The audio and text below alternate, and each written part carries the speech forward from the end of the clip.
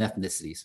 And again, if we have friends and allies who are people of other faith or no faith, but of just social conscious, just be aware that, again, if I'm correct, the Muslim American community now constitutes the most racially diverse Muslim faith community in the United States. And to be truthful, that is a challenge amongst ourselves. I think no one here would deny that even the old adage that, the most segregated day in America is Sunday morning, when various Christians in America go to different churches. This is no different. We could say the same thing. The most segregated day of the Muslim community is during our congregational day on Friday, when many of us go to our various masjids and Islamic centers in various parts of cities or towns, and they align by racial identity. That's not inherently a bad, but how do we also make sure that we do consistently engage amongst ourselves internally to our faith and externally to other people of faith and other conscious. And then last, collaborations with like-minded individuals and organizations to end widespread racial injustice, as well as anti-Black attitudes and behaviors unique to our own Muslim community. And last, practicing individual and community-wide prayer and self-reflection to eradicate the vestiges of racism and anti-Blackness from our souls. So very much our work is to address systemic challenges to racism, classism, sexism, and so forth. But as Muslims, as our definition of justice always starts work first with purifying ourselves in our relationship to God, but understanding how that very much is also part of our relationship with our fellow humans, our families, our communities, and our roles and responsibilities to them. So SFJ for short, Stand for Justice, wants you to stand with us in our effort to seek to establish justice in an unjust world. A God-centric perspective on racial injustice in America, which is the topic of today's program, is the first of a series of programs we will be hosting on race and racism in America, inshallah, God willing, may it happen. This program intends to provide introductory information about the roots, mechanisms, and effects of systemic racism in this country. We're not talking about just individual racial prejudice. That does exist. But here, as we sharpen our understanding, speak more intelligently, be more strategic of how we address racism, we have to understand that it is a system that is embedded not just in human hearts, but in law, policy, programs, and it's institutionalized, regardless of whether an individual who may be white, who may benefit from it, knows that or not, consciously or unconsciously. Systems, we have to speak sophisticated in this way and understanding. And hopefully we'll learn today from people who've been in the lead on this type of understanding and within the faith paradigm.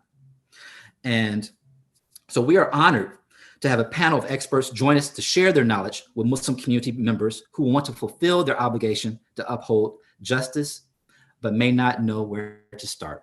So we hope that this will be a beneficial program for you as you move forward. We want to take just one moment now to just bring a friend on. One of the sponsors of this event, who's helped promote it, made possible bringing diverse speakers. I want to give a moment for our sister, Shifa Abbas, who is with Imam Medics International, a wonderful organization that I've increasingly worked more with now through my advocacy work here in Washington, D.C. I'm an advocate lobbyist on humanitarian issues here in Washington, D.C. But Sister Shifa is the global coordinator for IMI, Imam Medics International. She's a graduate of the Masters of Arts program in Religion, Culture, and Global Justice at Wilfrid Laurier University, as well as a Master's of Education from Media College. She just returned from 6 months in Djibouti, working on a USAID, U.S. Aid and Development. It's the U.S. aid agency internationally, on a project as a gender equality officer. She has worked in education, nonprofit, and activism circles for the last 10 years. Sister Shifa, please. Thank you. Assalamu alaikum, everyone. My name is Shifa, and I'm here on behalf of Imamia Medics International, which is a UN-accredited international nonprofit and a medical body for Jafri health professionals. I wanted to welcome you all here to this event, and we wanted to thank Stand for Justice DMV for organizing this event, and as well as our honored speakers for taking the time to share their wisdom with us today. As organizations representing communities across America, we bear witness to the racial injustices facing Black communities every day. The killing of George Floyd on May 25th was only one instance in a long and painful history of oppression and police brutality faced by Black communities in the United States. We hope in the coming days, weeks, and years to use our platforms to support marginalized communities and actively call for an end to systemic discrimination built into the fabric of this country. So as a medical body, IMI stands for the elimination of disparity in healthcare based on racial, ethnic, or economic status. Yet our doctors are witness to systemic discrimination on a daily basis. Members of racial minorities are less likely to receive preventative health care, receive poor quality health care, experience worse health outcomes, and higher risks of chronic illness, infection, and disease. It is our duty not only as healthcare providers, but as Muslims and people of faith to denounce oppression and fight for justice for our Black brothers and sisters at this historic moment. We offer solidarity with those in the streets who continue to cry out for justice, equality, and reform throughout the country. And it's with this intention that we've published a statement of solidarity with Black communities across the country, signed by over 24 organizations. We've also written letters to local Black community organizations lending our support and solidarity, as well as key legislators, including the Attorney General of Minnesota, Keith Ellison, and multiple congressmen and congresswomen across the country. Alongside this, we've worked to create Urdu language videos to counter the stigma and prejudice alive in our communities against our Black communities. And IMI is taking concrete steps to further this mission of equal access and opportunity by establishing the Bilal Habashi George Floyd Scholarship, which will be allocated to a Black brother or sister and from a marginalized community on the basis of merit to go towards their education.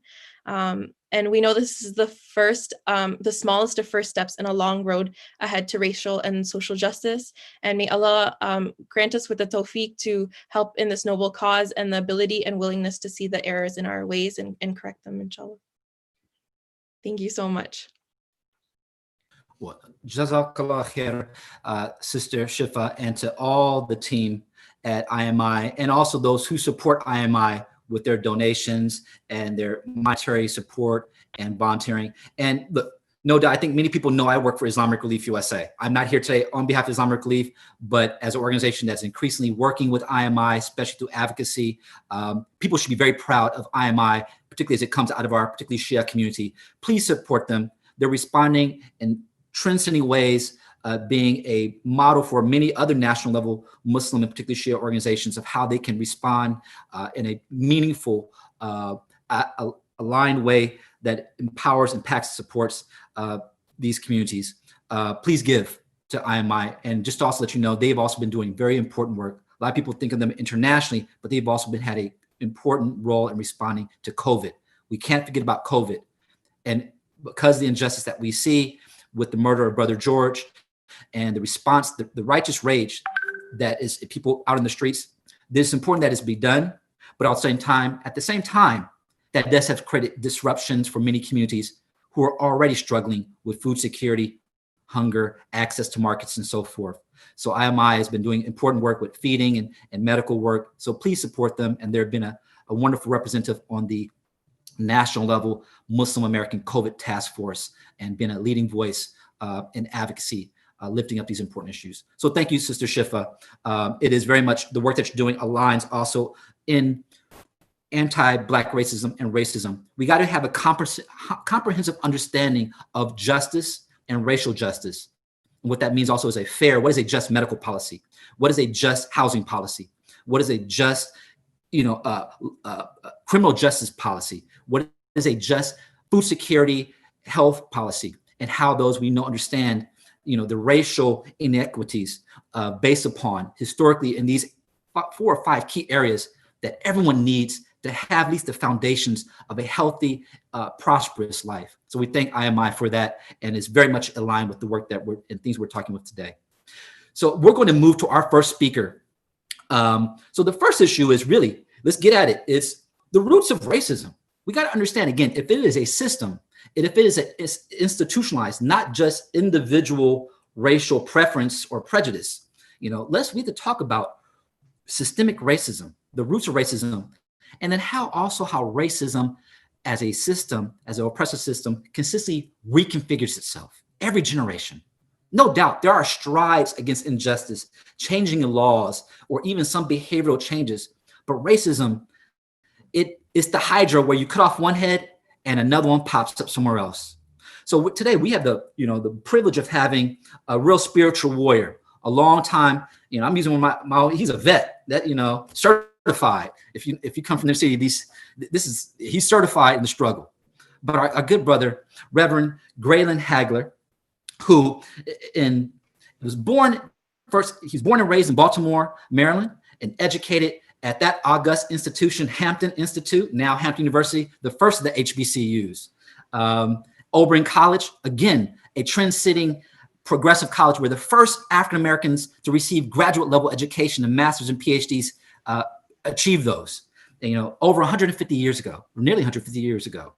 And also a graduate of Chicago Theological Seminary. Reverend Hagler was involved in the Free South Africa movement and likewise is involved in the fight for Palestine justice and rights. There have been a myriad of issues and causes that Reverend Hagler has embraced, and the general theme is freedom for the oppressed. So we're blessed to have Reverend Hagler talk again about the roots of racism and what that looks like, how they manifest today. Reverend, please. Jahad, thank you so much for that introduction, and it's good to be here with everybody. And as I keep thinking about this theme, and particularly our God perspective on this theme, one of the things I have to sort of remind us is that there's always been a manifestation and a declaration of God that represents two spheres of influence. One has been that which protects the king. One has been that which protects the empire. One has been that which justifies colonial settler ideology. It is one that goes along with that and dresses God up as if God's in the real estate business and as if God is in the conquest business. And then there's the other perspective where we have always struggled for liberation, struggled to hold people accountable, struggled around issues of right and wrong, values, uplifting the oppressed, holding those who choose to try to oppress at bay. So there's always been this theological struggle in the world. I always remind folk in my religious tradition, I said, don't go running behind somebody because they call themselves reverend. Check out what they're about. Check out what they're talking about. Check out what their perspective is. Look at who they hang with, and therefore make a determination of whether that theology is something that you want to have lifted up, or that theology is something that needs to be denounced and people need to run away from. We very seldom do that kind of analysis. We, I know the language in the Christian church is, oh, he speaks the word. Well, the word that he speaks is the word that you want to have, that you want to hear, right? I mean, it's not that somebody's speaking the truth. It's basically we turn around and we try to make God in our own image. And therefore, you ever notice that God hates all the same people we hate, and God loves all the same people we love? That's the way we remake God. And so what I'm saying is we got to break beyond that worldview. Now, the issue is in this whole issue of racism, and I'm almost hesitant to call it racism anymore because it's a white supremacist ideology. Those of color, those immigrants, me, you, us, we have to struggle against an ideology that's built on a platform of control, exploitation, control of the environment, rip off of the resources where the rich get richer and the poor get poor. And that has been the struggle that we have almost dealt with all along. Now, what also happens is that you mix in there, particularly since 1492, you have a strong dose of pigmentation white supremacy. And what I'm saying, you have those who have sailed and basically so-called took over territories, being baptized by the God of Ferdinand and Isabella in Spain, and going forth, and from there attempting to wipe out native populations in South America, in the United States and Central America. And then when they had conquered the territory and had huge tracts of land, whether you're talking about the Caribbean or whether you're talking about South America, Central America, all of a sudden you needed a new commodity. And that new commodity was people to work your land that you were not going to pay because you couldn't afford to pay them. And so the whole thing got invented of this idea around enslaving folks. Enslaving folks always based upon pigmentation. The first attempts at enslaving folks were actually Native folks in the Americas. And Native folks basically in the Americas died being exposed from diseases and et cetera that Europeans brought to those Native lands. And therefore, massive amounts of slaves were brought into the New World, into the Caribbean, into North America, Central America, South America. You know, last August in the United States, there was the recognition of 400 years of the introduction of Africans into the British colonies. Now, notice I said it like that because you already had Spanish colonies in existence and you already had slaves on what is North America. And that was under basically the Spanish system. Now, one thing that's always interesting to me, and I think that we got to take some analysis of this, is that white supremacy is a structure that is created that basically says to a group of folks, you are supreme. Supreme in ideology, supreme in culture, supreme in history. In fact, there is no other history other than the history that you define and the narratives that you create. That's what we've been up against, and that's what we've been dealing with all along. And that narrative always basically demeans, denounces the other. And particularly if you mix pigmentation into it, that narrative always puts those who are of darker hue in a less position than those of a lighter hue. That's always a struggle. If you look around the world at the way racism or white supremacy manifests itself, you can be a person of color, but if you're lighter, somehow you're going to feel more superior to someone who is darker. Because that's the narrative that has been nurtured and presented forth into our consciousness, and we have become conditioned around that. And so we got to begin to understand this, that if you look at America, one thing that happens in America, United States, is that you have immigrant groups that come from Europe, immigrant groups that come from all over, and basically those immigrant groups out of Europe that may be discriminated against. Like I was in Boston for years, and the history in Boston was the Irish need not apply. The history in Boston was a bias against Italians. But then what happens is a generation later, because of the pigmentation, those groups assimilate into the dominant culture and become white. And therefore, they end up practicing the same kinds of white supremacist domination that the dominant culture has used against them a generation earlier. That is the nature of white supremacy. There's a quote that LBJ is cited with saying, is an actual historical quote. He says, if you can convince the dumbest white person that he is smarter than the smartest black person, that white person will give you the money out of his pocket. He said, hell, he'll take it. You can take it all from him because that's the way it's set up.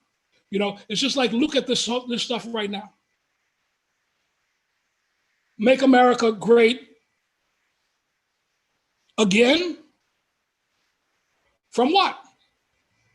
From 8 years of people of darker hue occupying a White House. And therefore, you could sell the bill of goods. We got to make America, because something was deficient. Something was wrong. Something was out of place. There was something that was incompetent. There was something that can't be believed. There's something that we need to take back and try to remove. You ever wonder why you hear words in your history, if you take history lessons, where they talk about the Renaissance? You ever ask yourself that question? The rebirth from what? Previous to that was what? The Dark Ages. And then you have the Renaissance, rebirth from the Renaissance. Why? Because you're talking really about Moorish rule in Europe that is not recorded in any history book. And so you simply go and you use language that says, oh, rebirth. We're born again. Make America great again. It all fits together because it's part of the same mentality. I'm going to end on this because I had, when I graduated from seminary, there was a woman who thought of herself as sort of very progressive and liberal, and she came by my apartment because she knew I was checking out of my apartment. And she said, I think I might want to rent your apartment next year. Can I take a look at it? And I said, sure. And I let her in and she walked all through my apartment. Then she came back and she said to me, well, I think I can rent it because after all, I can fumigate it, right? Never realized what came out of her mouth. That the fact is that she was going to move in after a Black person meant that she needed to fumigate my apartment. That's what was sold to white America in 2016. Let's fumigate the country. Let's get the immigrants. Let's put the Black folks in their place. Let's continue to fight against Muslims. Let's continue to struggle against everything that we are afraid of and really struggle against everything that we had conquered out of this fear that if we don't, they might do to us what we did to them. In other words, it's an acknowledgement of their own sin, their own historical sin. I heard that in reference to South Africa. I heard that in reference to the struggle that has taken place here in the United States of America for civil rights, human rights, because people know, those in power know the real history of the land and what we're faced with. And so I do gravitate away from racism because it's too light a term for me. It's white supremacy. Thank you. Reverend, thank you. Thank you for bringing that. Before we brought everyone on, I said earlier when I was getting to know the good Reverend, I was like, I knew he was going to bring the hot fire on it, brought the history, the analysis of it. And it really, people listen. Look, the Reverend, he's speaking Malcolm. We all claim being Muslims that we love Malcolm. Malcolm taught us that we have to create our own language of liberation, that we can't use the oppressor's language, which will keep you confused. We see it, as he said, not saying that there's not racism or anti-Black racism, but this is the symptom. What is the cause? You got to ask yourself, and this is what he's telling you, how to realign how you think, turn it around. What is the cause of racism? It's white supremacy. You got to identify, you got to identify the problem itself. Otherwise, you're just swinging in the dark. And so I thank you, Reverend, for raising that. And we see this also in some ways in the Muslim community, again, around the issues of Black, even internally, anti-Black racism in the Muslim community. And, Brother Abid, I used from Detroit and so many places, the term Abd, for many of the Arab Americans who call Black and African people Abd. And they're not even aware, this means slave, right? But even in white history or controlled history, white supremacist history, and we learn it in schools, we so easily, Black slaves, or even Muslims, we say, Bilal the slave, as if they're born, that's intrinsic to being Black is to be a slave. No, turn it around. Don't be contained by catechism of containment that control your mind.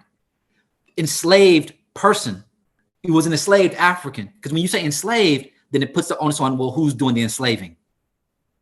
Same thing. It's not just anti-Black racism. What's causing it? It's white supremacy. Who benefits from that?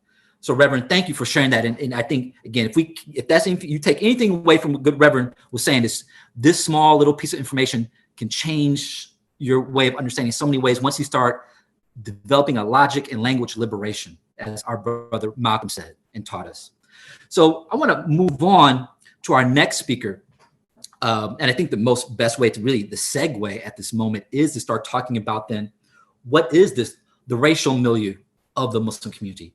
What does racism, and even how do people, and back to, the good Reverend, is white supremacy is not just internalized or benefited by white people. People of color internalize it. We don't recognize it. I'm constantly struggling to deal, how do I have been trained to think about my own self, my own family, or how I relate to my own Black brothers and sisters in my family, right? But so what does that look like as a family of believers? Of diverse believers. As we said earlier, the Muslim community now is probably the most racially diverse religious group in the United States. So we're going to have Sister Mona, Dr. Mona Massoud, who's going to join in and talk about what does that look like, colorism, racism, and then also how that impacts not only just from larger white supremacy, but ourselves. How's that type of pressure, some of those type of marginalization impacts, again, people we call brothers and sisters in our deen, but through implicit biases and so forth, cause mental strain and stress and institutional oppression, even in our own Muslim institutions, unfortunately. But Sister, Dr. Massoud is an American board psychiatry and neurological certified general outpatient psychiatrist. That's a mouthful.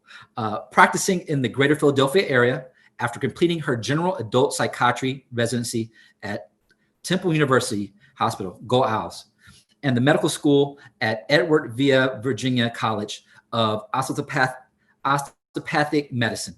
She's a board member of Muslim Wellness Foundation, an American nonprofit mental health awareness and education organization founded in Philadelphia by our good sister, Dr. Camila Rashad. If you have not been to the Black Muslim Psychology Conference, it is one of the best conferences in general. Don't get fooled just by the Black part. You need to be there. It's a great conference every year.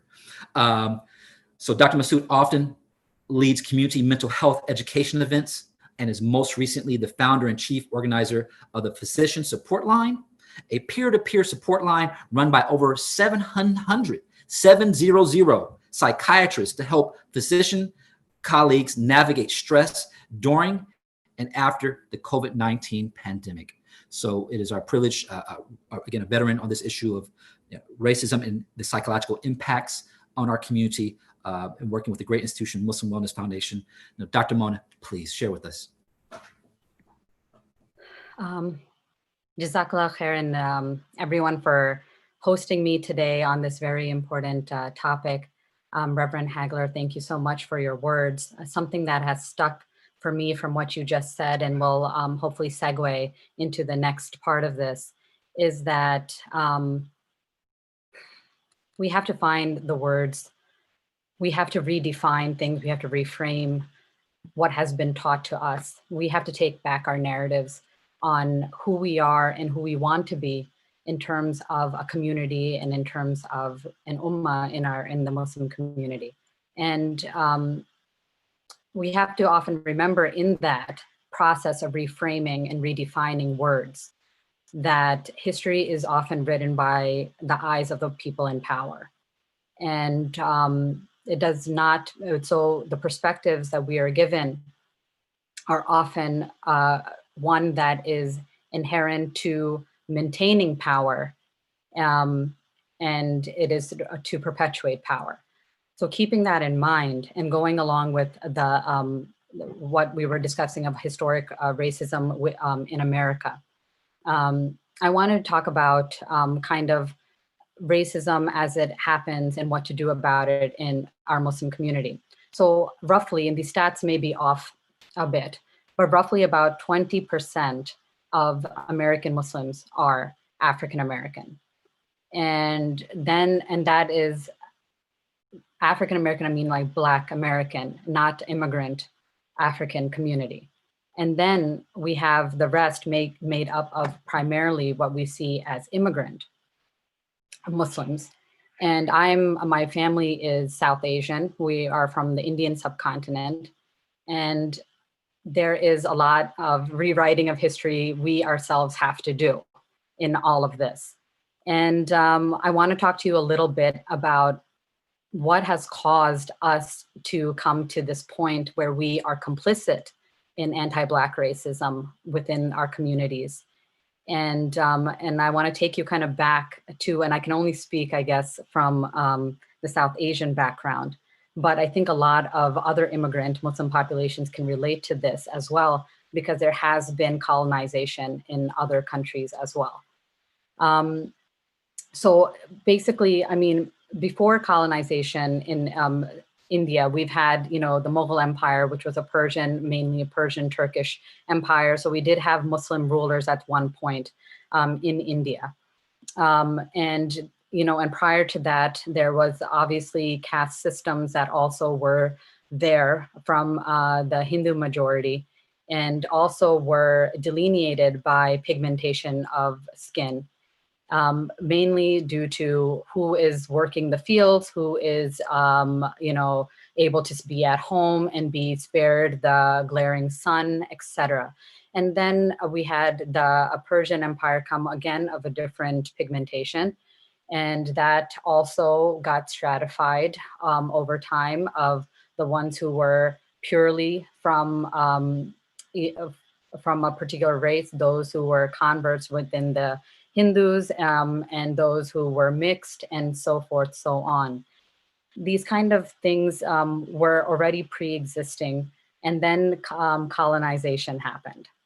And with colonization, maybe this is getting a bit into it, but with colonization, our colonizers were not of the same faith as the people that they were colonizing.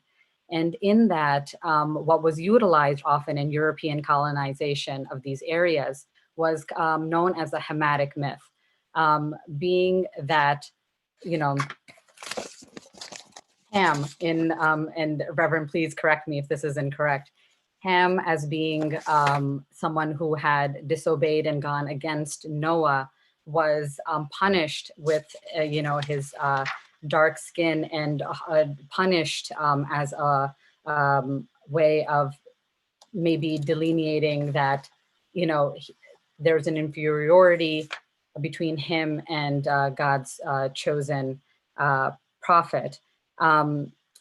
That being said, the Hamitic myth was to explain the observed phenotypic differences between the colonizer and the colonized during that time, in order to allow some morality in the terms of the imperialism that was going on during the time. And so when we were colonized, there were several attempts to kind of, maintain the power structure. And since there was so much language and religion barrier between our colonizers and the colonized, it soon became about how do we get them to, see us as the ones in charge. And it became an education. So education changes, and then the language changes. And then all of a sudden you're not speaking your language and your tongue anymore. And these are similar to what has happened with enslavement as well in the United States. But over in India, then you would have that they're all speaking English. They don't have the terms to speak to each other about their own lived experiences. It becomes the lived experience of the one who's teaching them their language. Then you have that the education system changes. Then you have that certain, rewards and punishments are doled out according to the person, acceptance of their colonized mindset. And the ones who rebel are seen as less, and so forth. And so we have all of that cultural baggage, which eventually did lead us to becoming more or less, independent of the British colony. But that was in the 1940s. And 1940s, thanks, Jihad. And so 1940s is about the same time that, not only are we gaining our independence, we're a new nation, but we're also thinking about immigrating outside of our nation. And then why did America enter into our framework of being a place to immigrate to? And honestly, it was not out of some, vast search or need of us as people, but as a setup for something called the model minority. Because what else was happening in America during the same time of mass immigration from Muslim countries, such as my parents, was the civil rights movement. And so when the civil rights movement is happening, and we're seeing protests, and we're seeing righteous anger, and we're seeing brutality, and all of that, America needs another narrative. They need to show that people who are not white can live under the white rule and function as model minorities.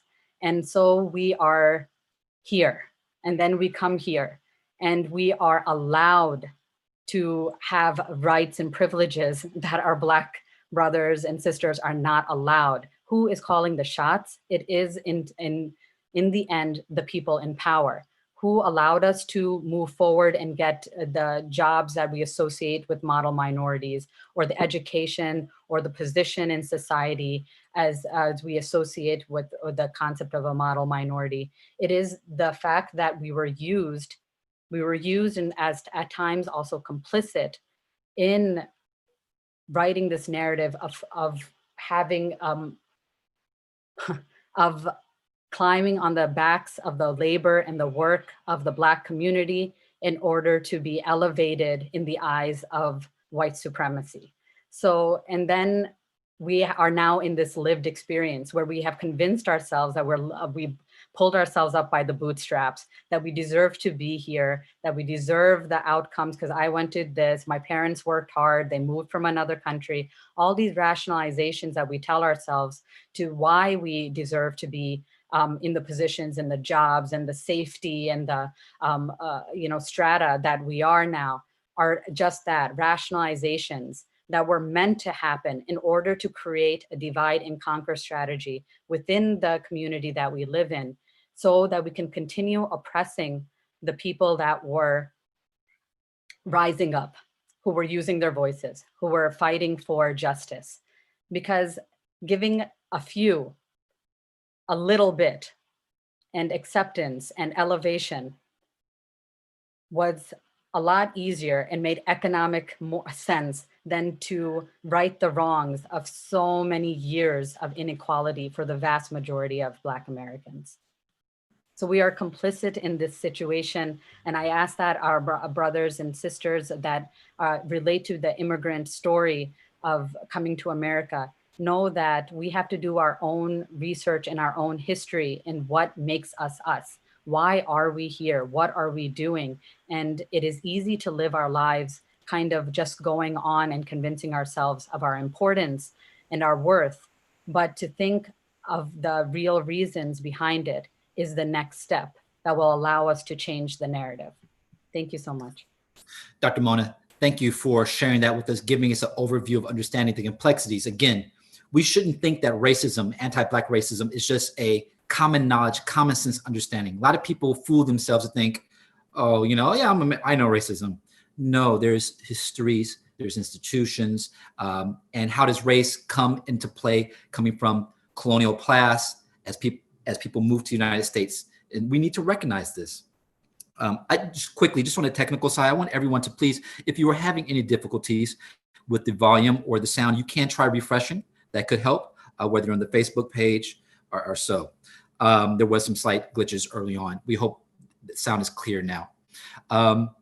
But it's thinking about the statements by Reverend Hagler and Dr. Mona, and thinking about just the context. Again, this is state oppression of and murder of Black people, systemic racism, hunger and poverty. These are nothing new. But as many of us, again, many people, community struggling during COVID, those who are not like me, who are able to work at home and still make a living, but people who are at home because there is no longer a job for them.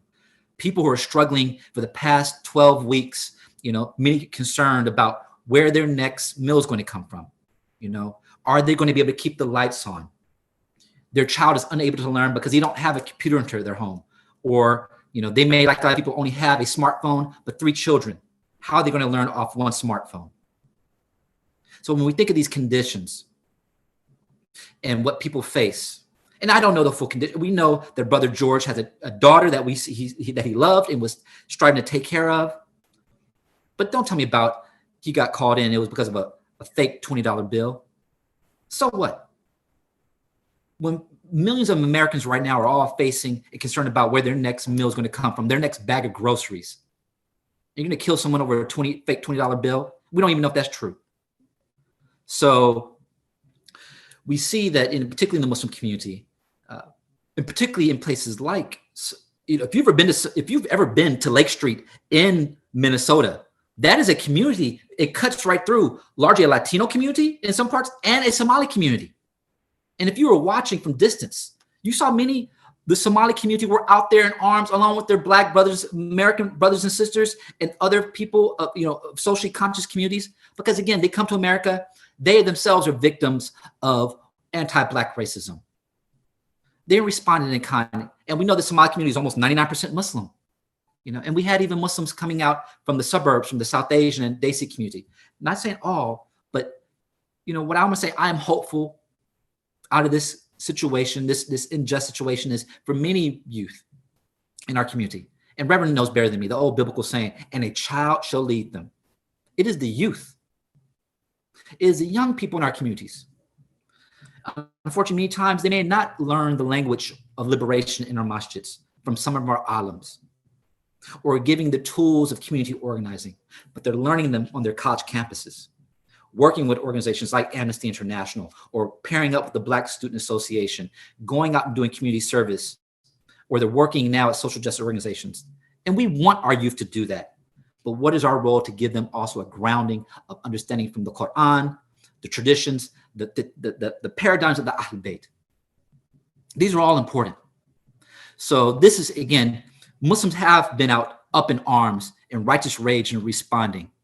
But in particularly, again, if there is a hope for our community to overcome these racial divides and also a generational divide, it is the youth that are leading it. And we need to invest in them. I said somewhere a couple weeks ago that I failed the youth. I admit it. And I could do more with my resources and what I have in DC. And I think we're all committed to doing that, we're all not getting any younger. We need to start investing and start passing that perennial baton over to the next generation. Let's move forward to our next speaker. Actually, a good friend of mine. It was my pleasure of actually working with him to bring him on to this program. We want to talk about now moving transition. We've had the background, kind of a history and what racism manifests in America and how it also looks in the Muslim community and how that impacts our communities. But what does it look like? Again, what are our youth are doing? Who are they learning from? Maybe not always from the Minbar, not always. There's a lot of our good sheikhs are taking on this issue, but how they're finding leadership in Muslim and even secular organizations or ethnic related organizations around civil rights, human rights, humanitarian work. And then because of that type of understanding, we wanted to bring one of the best that has to offer in our community, particularly coming from that bastion of the Muslim community in Dearborn, part of the larger Detroit community. It's our brother, Abid Ayub. My brother, he defines advocate, has demonstrated track record of being an ally, and not just an ally, but also being in solidarity. If you understand, there is a slight difference. We can talk about that. What does being an ally and what does being solidarity really mean? And maybe I can discuss that. But Abid Ayub served as the National Legal and Policy Director of the American Arab Anti-Discrimination Committee, otherwise made known as ADC, the country's largest Arab American civil rights organization. Throughout his career, Abid has worked to address issues impacting Arabs and Muslims in the United States, including matters related to discrimination, immigration, hate crimes, surveillance, and profiling. Under his leadership at the ADC legal department, he has successfully assisted and provided support to thousands, and really thousands. I've been people who've sent him to Abid for help in past years, and many of us in this call have. But thousands of who've been impacted by, community members who've been impacted. Abid regularly advocates on behalf of the community with lawmakers and government agencies, and also works to enhance the community's economic empowerment and access to education. And I just want to say that as been a leader at ADC for the past 12 years here in DC, he's been working with them since he was in Dearborn as a young man and going through law school. But even then, I've seen Abid, how he has forged ties with the ADC, working with organizations, august organizations like the NAACP and ACLU and so forth. And even in many years, people may not know, a lot of people know Ben Jealous, the previous head of the NAACP, one of that young generation of leadership, to come and be the keynote speaker at the ADC convention. It was a wonderful time to see that, bringing the Arab American community and the Black community around social justice, civil rights, and civil liberties. So Abid is well-versed in this type of work of being an ally and what that means. And so we hopefully can maybe share some key points as many on this call are thinking about what they can do, how they need to align their work, who should they be engaging with over in the coming years. So if you can take 10 to 12 minutes to share some of that, we would definitely will benefit. Brother Abid. Thank you, Jihad. Assalamu alaikum. Thank you, everybody. And thank you, Reverend Hagler and Dr. Munna, for your words. And I do want to say we have had Reverend Hagler AADC at our conference as well. And I'm inspired. I mean, this is a great conversation. I just want to touch on a few points that weren't in my notes that I think are important to discuss. And one, during this time, and when we're talking about the system, and we're talking about laws and what's happening with the police violence and what's happening, oftentimes we hear that the system is broken. The system is broken. But I want to remind people the system isn't broken. The system is working precisely and exactly as the framers and the founding fathers of this country intended it to. When that document was written, Article 1, Section 2 said a black man is 3/5 of a person. So in Article 1, Section 1 of the Constitution, and I'm losing track of all the documents now because I'm so energized, they consolidated their power. We're going to have a House, we're going to have a Senate, and then, it gets into like 25 years old to run, and you got to be a citizen. And then the next line was a black man is a 3/5 of a person. How are you going to build a system where that's the very first thing that they said? That's the first thing the framers put in there. It was so important to them that it didn't wait till Article 4 or 5. It had to be on top. It had to be there. So that's the poisonous, that's a poisonous document. That's a poisonous system. From there, anything that followed is bad. So the system is working precisely and is exactly as the framers of this country intended it to. And we are up against an enormity of challenges. And unfortunately, we are in a position where you have two choices, either fortunately or unfortunately, depending how you look at it. You have two choices. One is engagement, and working with a lot of these politicians and parties and getting pulled into that system and, becoming either a Democrat or a Republican.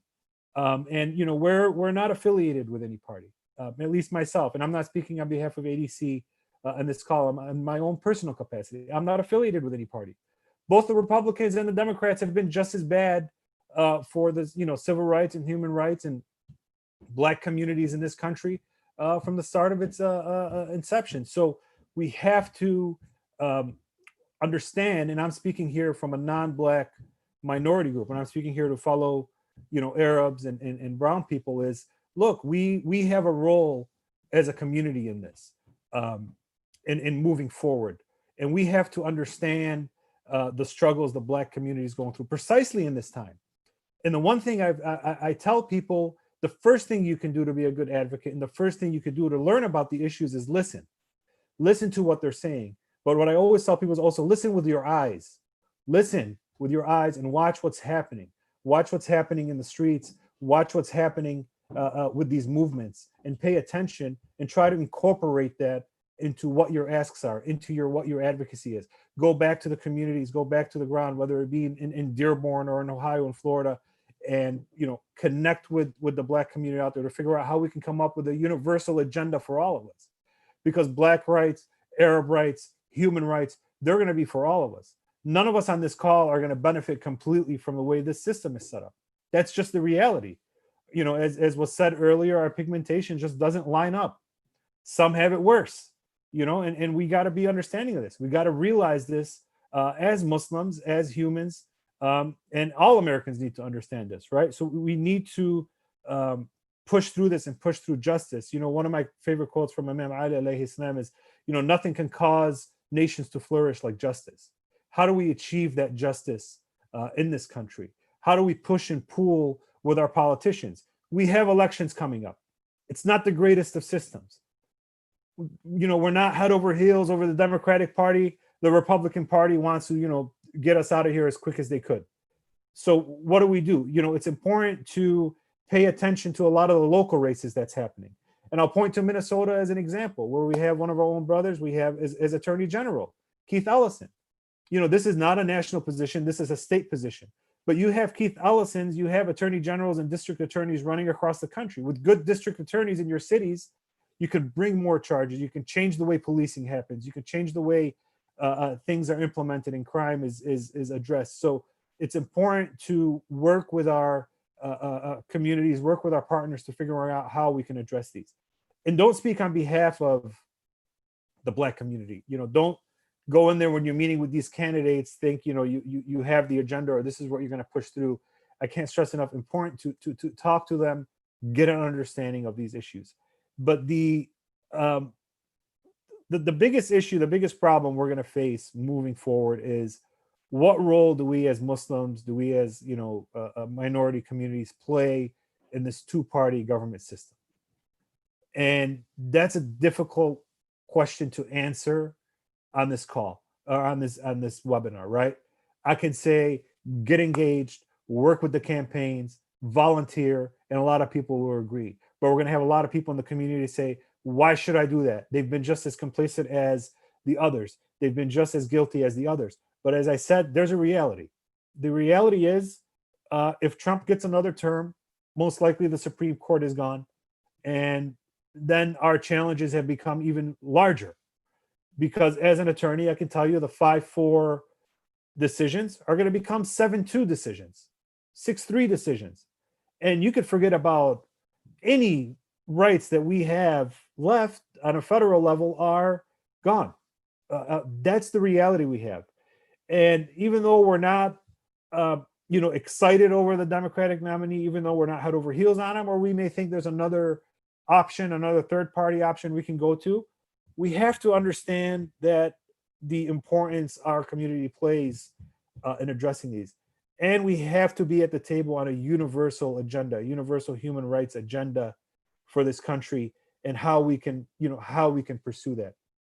I don't have all the answers, but I do know that by working together as communities, by making ourselves better. And again, I'm speaking this to the non-Black communities out here.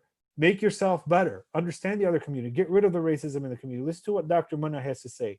Listen to how this model minority myth that we're a lot of us are buying into. How we can make ourselves better. We can't push our communities forward until we push ourselves forward. There's a lot of work that needs to be done. The issues are real. We know them. We know the difference in the stark contrast now between the Democratic Party and the Republican Party. And I would hope that we take an opportunity on the ground, whether it be in our mosques or in our churches, to meet with our different communities out there, learn from them, and come up with an agenda. Pay attention, most importantly, pay attention to the local races. Pay attention to these judges' races, these DA races, local legislatures. And, are we going to fix things overnight? No. Are we going to fix things through voting?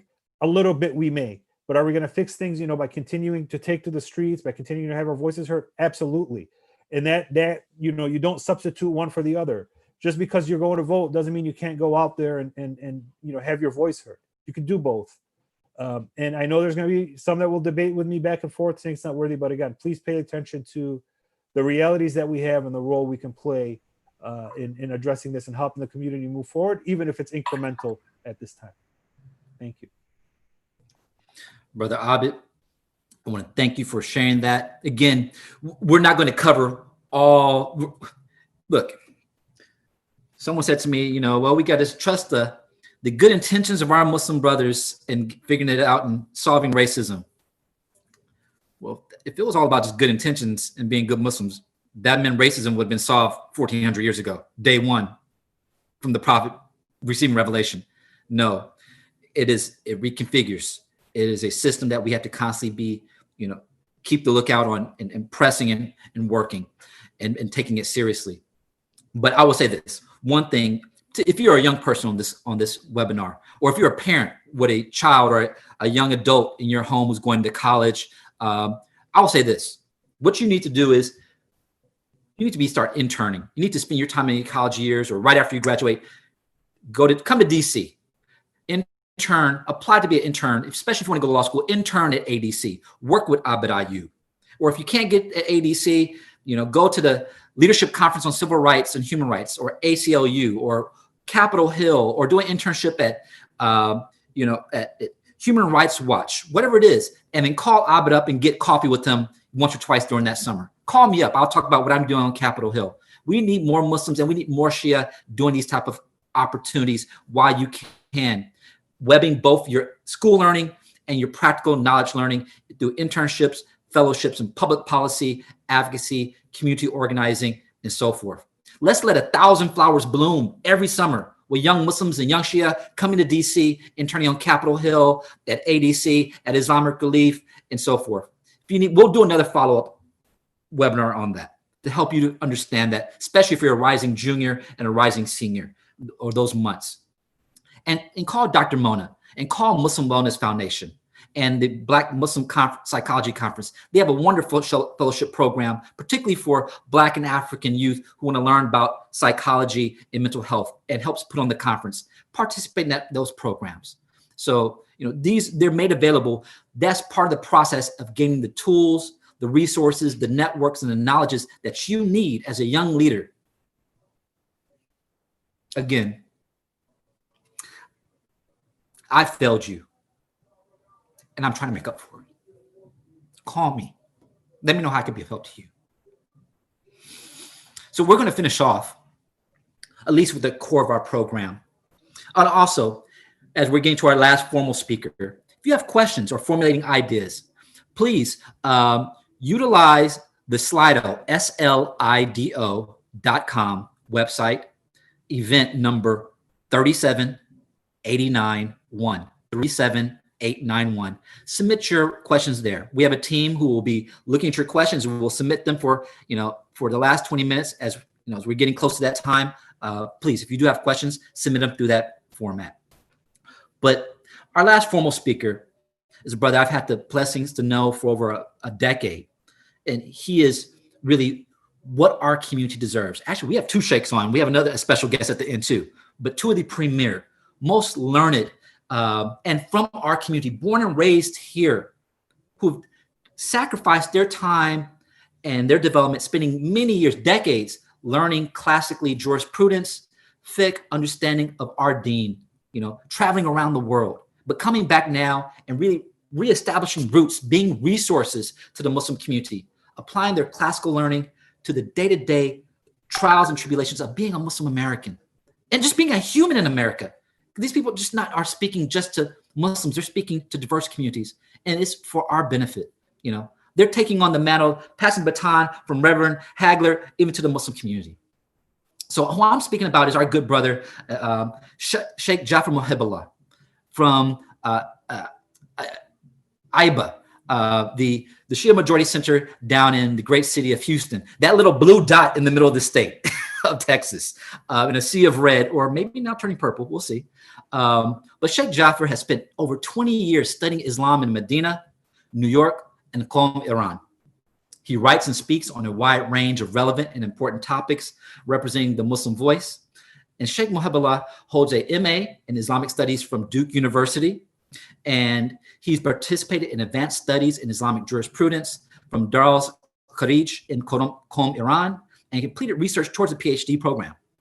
He studies Arabic, Persian, and Urdu. Man, even Urdu? Oh, brother, polyglot.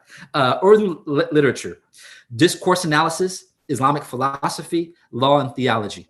He's currently the resident scholar of the Islamic Ahlul Bayt Association, IBA, in Austin, Texas, and also serves as a board member of Interfaith Action of Central Texas, IACT. And increasingly, I know as we go through and respond to this, many of you are seeing him more present on webinars, and rightfully so, as he's come back to us for, again, many years of studying. The Sheikh is going to give us a foundation of, again, what is the spiritual jihad? What is the spiritual aspects of social justice as we, in turn, ourselves and as a collective body, purify ourselves in worship of Allah, but with a God conscious, a taqwa, and a tawheed focus around social justice, and focus on social justice. So Sheikh Jafar, please share with us those foundations, those maqasid, those foundations of our deen that are most relevant to this moment in time as we try to be spiritual social justice warriors.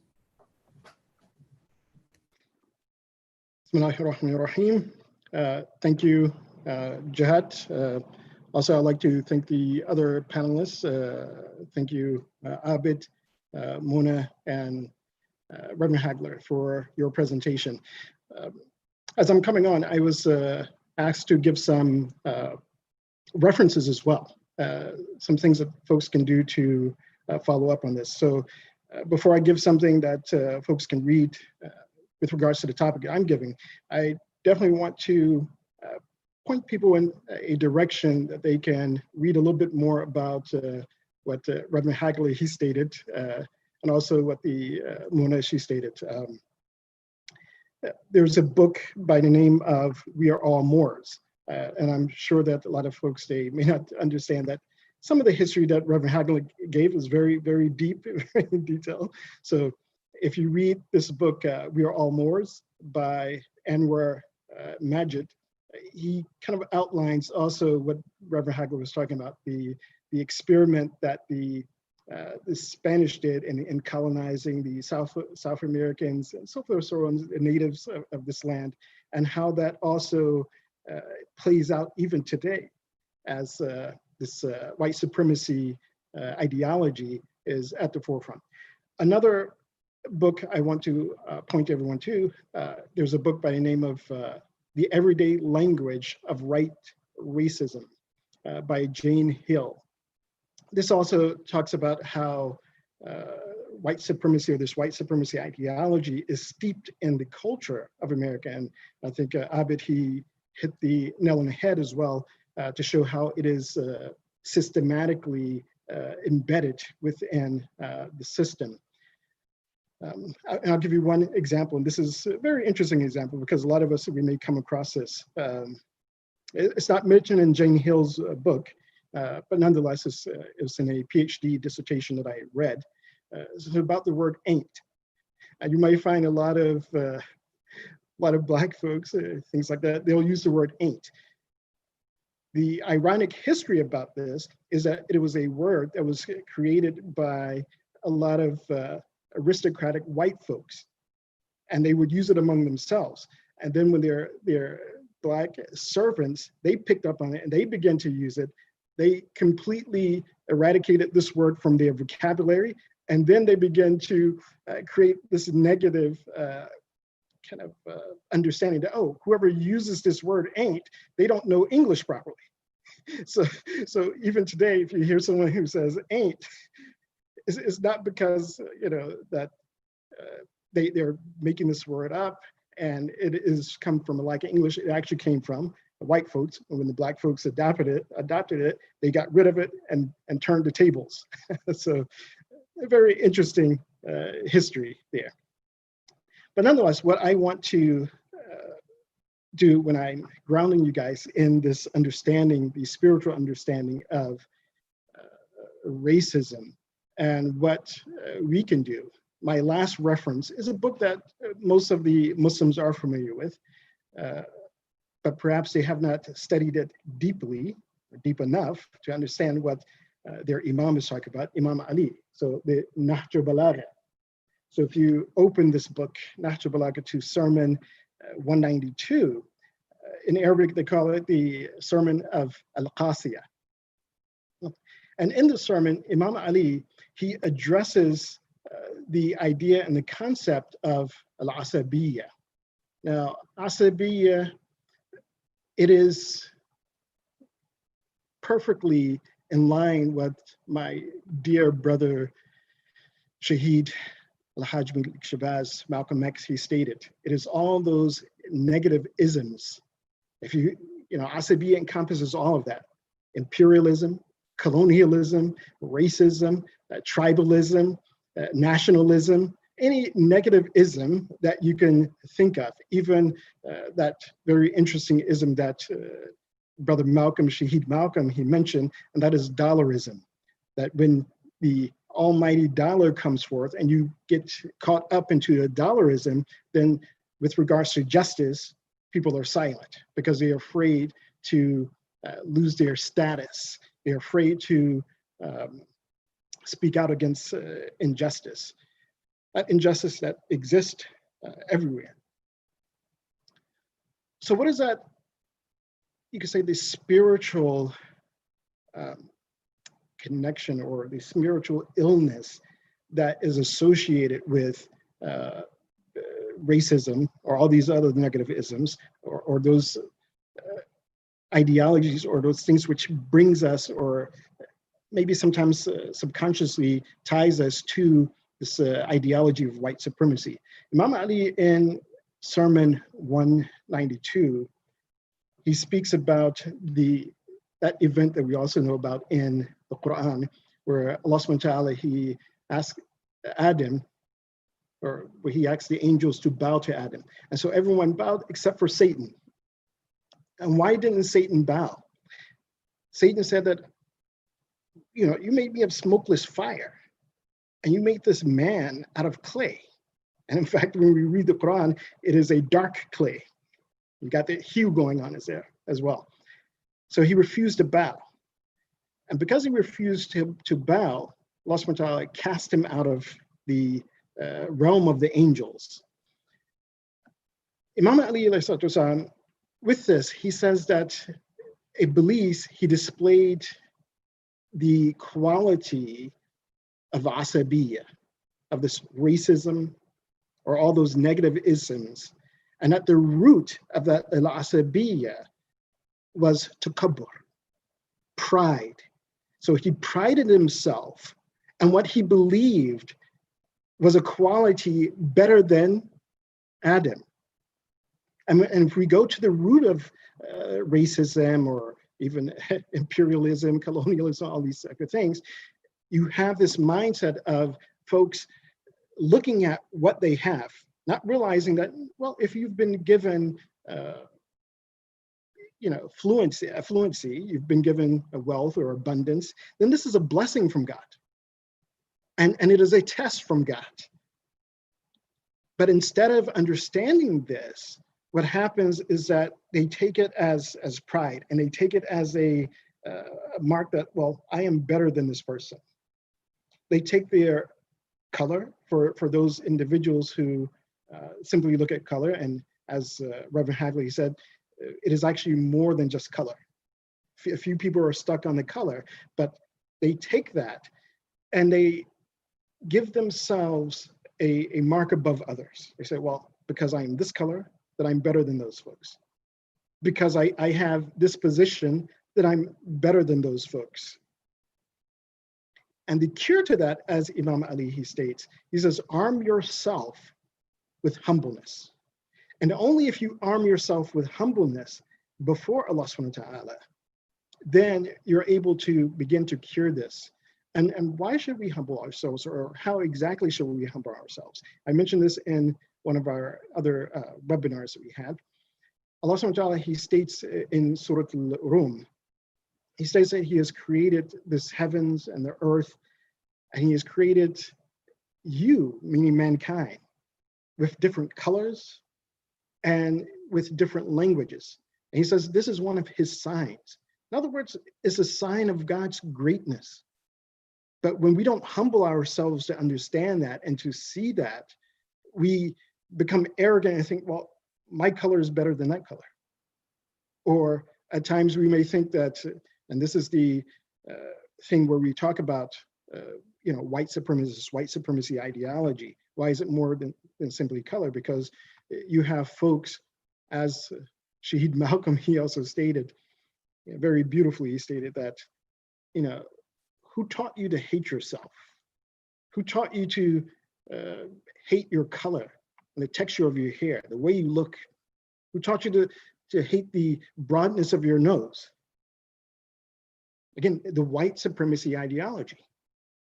And people who have bought into that white supremacy ideology, whether through slavery, whether through imperialism, whether through colonialism. And you see that, as Malcolm also said, that, people begin to try to, they begin to whitewash their skin. They begin to dye their skin. They want to become lighter, So that doesn't only happen in Africa. You find it in the subcontinent, in India and Pakistan. You find it all over these places.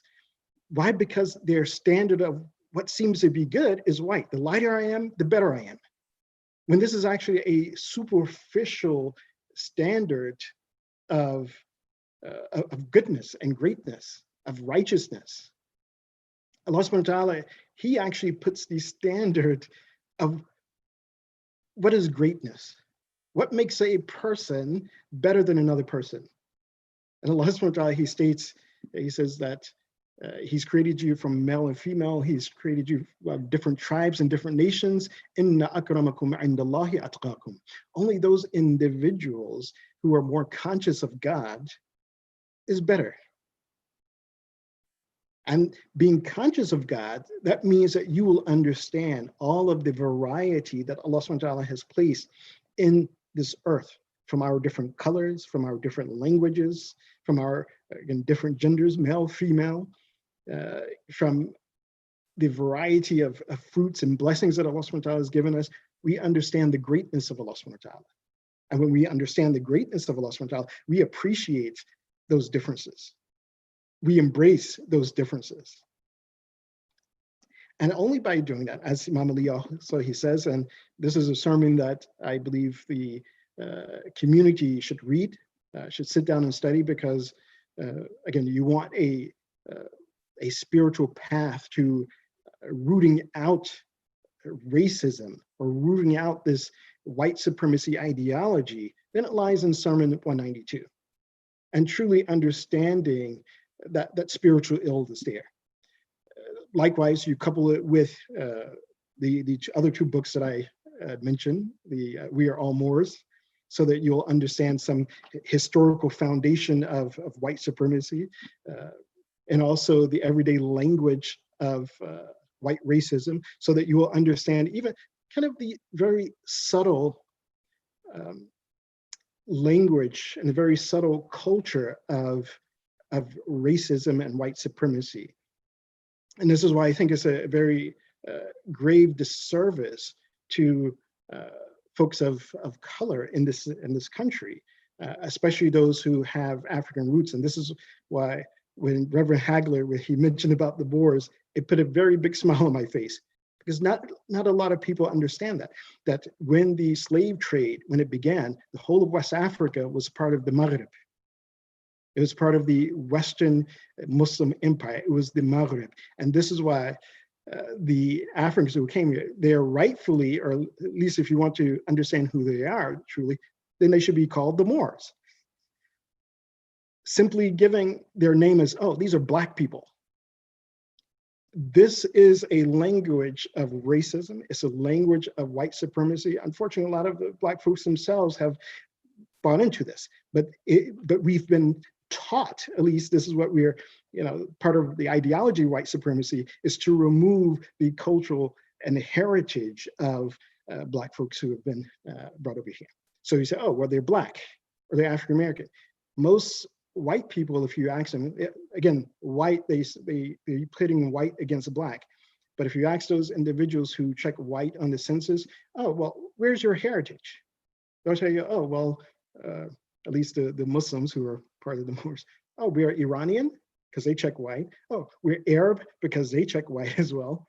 Of course, this is a part of history that you probably should know as well, that the Asians, they don't check white.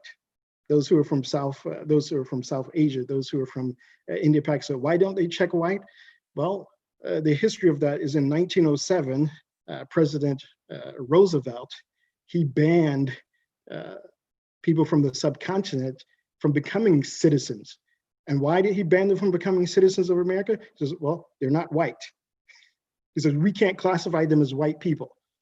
Only in 1964, when President Truman, he became president, he says, okay, we allow them now to become citizens. Just as Dr. Muna said, now they're becoming the model minority. What's happening in 1946? The partition between India and Pakistan. So, oh, well, let's bring this model minority here, and the Moors, who you call the Black folks, they were rising up and they were galvanizing themselves to advocate for their rights. And so now we have this model minority coming in. So all those folks who are saying that they are white or claiming white, they need to understand that history, that the west of Africa was part of the Maghreb. It was the furthest western part of the Muslim Empire. We are rightfully Moors.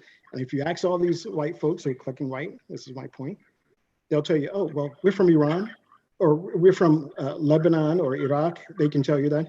You ask any white person who is European white, they'll tell you, oh, well, my lineage, we are Irish, we're Russian, we're Dutch, we are Italian. But you actually average Moor or so-called Black person, okay, well, where are you from? Well, I'm Black, I'm American, African American. They have no understanding of where their lineage go back to. And this was by design. It was a plan in order to, again, to have white supremacy prevail, not simply in the culture, but also in the minds of those individuals who they are trying to oppress and suppress, and have been doing so even up until today. And the example of it is the brutal murder of George Floyd. So as we are moving forward within our own community, our own Muslim community, to root out racism, to root out all of these negative isms that is part of the white supremacy ideology, we need to understand the history. We need to understand the language and the cultural, the very subtle cultural elements of that racism, colonialism, or whatever is there. And then also the spiritual side, how we need to, again, root out this kind of pride that we may have that is based on something that's very superficial, something that's mundane and material. Color of my skin, the type of car I drive, the wealth that I've supposedly earned. And we take that towards a more God-conscious understanding of what Allah subhanahu wa ta'ala is giving us. If he's blessed us with this variety of color, then I can look at those colors and I say, wow, subhanAllah, glory be to God that God, he created all of this. I can look towards, again, my social status, my economic status, and I can say, oh, subhanAllah, alhamdulillah, praise be to God, he has blessed me with this, but all more to help others who may not be as fortunate as I am. So that's how we have to root out this racism or this white supremacy ideology from ourselves and move towards a more God-conscious interaction and relationship with one another. Wassalamu alaikum wa rahmatullah. Oh, walaikum salam. Sheikh Jafar, thank you so much for that. And it was worth a couple of minutes, going a little bit over, for giving that foundation. Really ultimately, let's do it in the positive sense of how do we strive, again, through our studying and our understanding of our faith and learning from Nahj Balagha. And for many of us in the school of Ahl Bayt, understanding that this is only second to the Quran. There's, the many important texts in Islamic studies, but the teachings and the sermons of our Imam, the first scientist of Islam, the first master of the Arabic, grammar. That's why it is the peak of eloquence that we should ponder over his teachings 1,400 years later. And particularly, as you said, this, how do we move towards a tawhidic ideology and belief and faith grounded on tawheed, the oneness of God, and what that means also as humanity. And it's so important. Thank you for that. As we respond to the flip side is, shaitani systems that they're all rooted in arrogance and pride. This is what they are. They're all lead back to these issues of shaitan, or the devil, and how we root them out. Well, we're going to transition now to some Q&A. Again, I want to thank everyone for sharing their comments. We have 3 questions already coming in. We're going to put them forward, spend about 10 minutes or so on a couple of questions as we head towards the end of the program. Let's jump right into it. First question, a very practical one, addressed to Dr. Mona. How do you respond to people in our community who say, this is from the person sharing the question, who say that Black people have problems because they are violent criminals? People who basically are susceptible to the stereotypes that we see through media and so forth. How do you respond to those who in our community of other racial, ethnic, class status, who blame the victim, as we would say now, whether those actual real statistically are Black people really actually, are they more criminal than other folks? Statistics don't show that actually, but yeah, how do we respond to that? So what is the psychology behind the model minority myth? Is a psychological acceptance that how you are described or how you are viewed by the majority, which is in our case in America, the white majority, is then also means that you have to embody and you have to internalize their viewpoints. It is there's a psychological concept that is called identifying with the aggressor. And it is a kind of a survival mechanism that ends up happening. Colloquially, just in a common way we talk about it is like, the abused becoming the abuser. And oftentimes what happens in either, whether we want to call it the colonized mindset or the fact that you are being given some sort of reward when you are accommodating the person in power's views, and you are being given status, you're given wealth, you're given education, you're given all of these things, then you take on those views. Because instead of having that kind of, wait a minute, what is going on? And am I being used? Am I being a puppet? Instead of having that kind of thought process, you're just kind of giving in to the person in power's views. And so this is a very common trope that was used even when my parents' generation immigrated to the United States. I was born and raised in the States, but when my parents immigrated over here, there was already all of these things that have happened. The civil rights movement, as I was saying before, was already either full swing or already had occurred, and the immigrant community was honestly benefiting greatly without acknowledging the work of our African American brothers and sisters.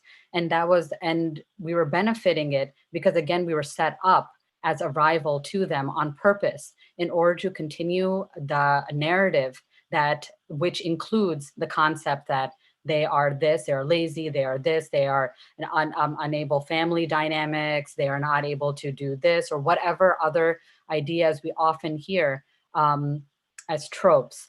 And subscribing to that trope was easy because it allowed us to continue elevating. And if you're going to giving up privilege is hard, and it's hard only because of ego. And that is what we were just hearing from before. It's hard to face the fact that you may have been complicit in someone else's suffering.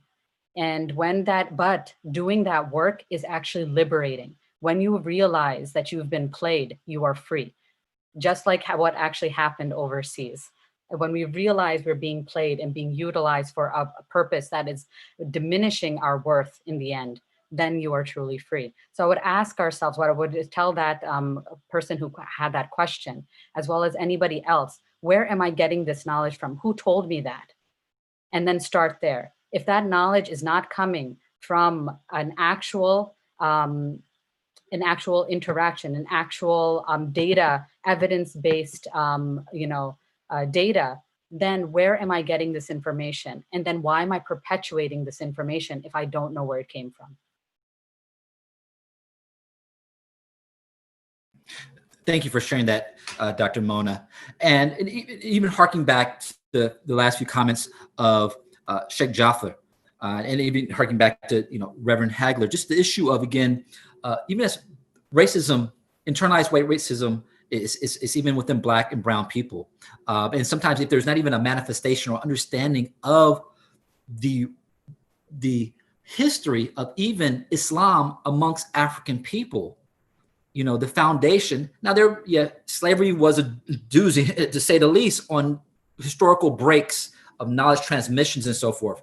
But we understanding that there is long historic traditions, center of learning in Africa, particularly West Africa, where most Black Americans, descendants of African slaves or enslaved Africans come from. It's just understanding what is that history like. And I say that because I think sometimes even then, many Muslims, and particularly Black Muslims, Sunni, Shia, so forth, we're even dependent upon our notion of learning from communities on certain parts of the Muslim world that may have rampant racism in there. And how does that itself, impact the way we learn about what Islam is, or even the people we look for leadership, the unfortunate sicknesses that may be in their own heart towards communities who are learning from them. But how do we learn about West Africa? And I just want to real quick, recommend 2 books for people, Black, South Asian, Arab, even non-Muslims, to learn about 2 ways of looking at it. The rich tradition of Islam in West Africa, pious learning communities, and one of them being from our good brother, Rudolph Ware, people know him as Brother Bilal Ware, but Rudolph Ware, professor at UC Santa Barbara, but his book, The Walking Quran, Islamic Education, Embodied Knowledge, and the History in West Africa, talking about 1,000 years of Islamic tradition where even Arabs and so forth would travel across North Africa to West Africa to get to learn from key sheikhs and alims and scholars and from the Muslim brotherhoods, the Tariqas, the Sufi orders, and how a lot of that learning still, in another book, Servants of Allah. Most people have seen this, it's been around for 15 years, Servants of Allah by our sister Sylvia Diouf, talking about the early enslaved Africans who came here and still struggled. Many of them were Islamic jurists. Many of them were come from dignified families of Islamic learning, and them writing from memory Quran or tafsirs from memory for the next 20 to 30 years to keep that knowledge. And we have manuscripts of that, of early enslaved Africans who were Muslim, enduring that knowledge, and also this knowledge of farming and so forth that they brought from a highly developed civilizations in West Africa. So if as Muslims, if we don't understand that as being part of our cultural heritage, our foundations of Islam in America, even in the throes of slavery, as people strive to always exert resistance against slavery, maintain their dignity, maintain their cultural connections and religious traditions, we are greatly deficient, but learning these will help people understand to maybe hopefully change their own paradigm about understanding of themselves, or again, part of the community that we claim to be our brothers and sisters of other racial backgrounds. Just a small suggestion from my side. I want to go to our next question. Actually, is directed to our brother Abid Ayub. Abid, one question that we received was, what is the most effective way, even coming from a secular organization or it aligns both secular and Arabs and also Muslims, what is a way, a suggestion to mobilize Masajid communities or communities of Muslims to work towards dismantling racist policing, whether they be out in the suburbs looking what's going on, core Black or recent new American African communities or so forth living in their inner cities or butting up with the police state. And I'm not gonna lie, there's a lot of Muslims out there in mosque saying, oh, we got to get this police to come in and teach us how to secure our mosque, or we have to take this Homeland Security money to learn how to secure our mosque, as if you can't call the Nation of Islam to teach you how to secure your mosque, who's been doing it for 90 years. But so how do they deal with police brutality and so forth, particularly from an ally or a solidarity position? So, yeah. Thank you. And that's a great question. And also what I'll also touch upon real quick is the conversation we really didn't get into about, the owners of the convenience stores and the businesses in predominantly Black neighborhoods, right? Where police are often called for, things that really could be handled otherwise, right? I think, to mobilize the community, first thing and the most important thing is to educate the community. A lot of the immigrant communities coming in here don't have an understanding or a history of the police or a history of police violence in this country and what's going on. They only their only knowledge of it is whether, at the convenience store calling 911 or what they see on TV, or they may have never had a situation that directly impacted them, right?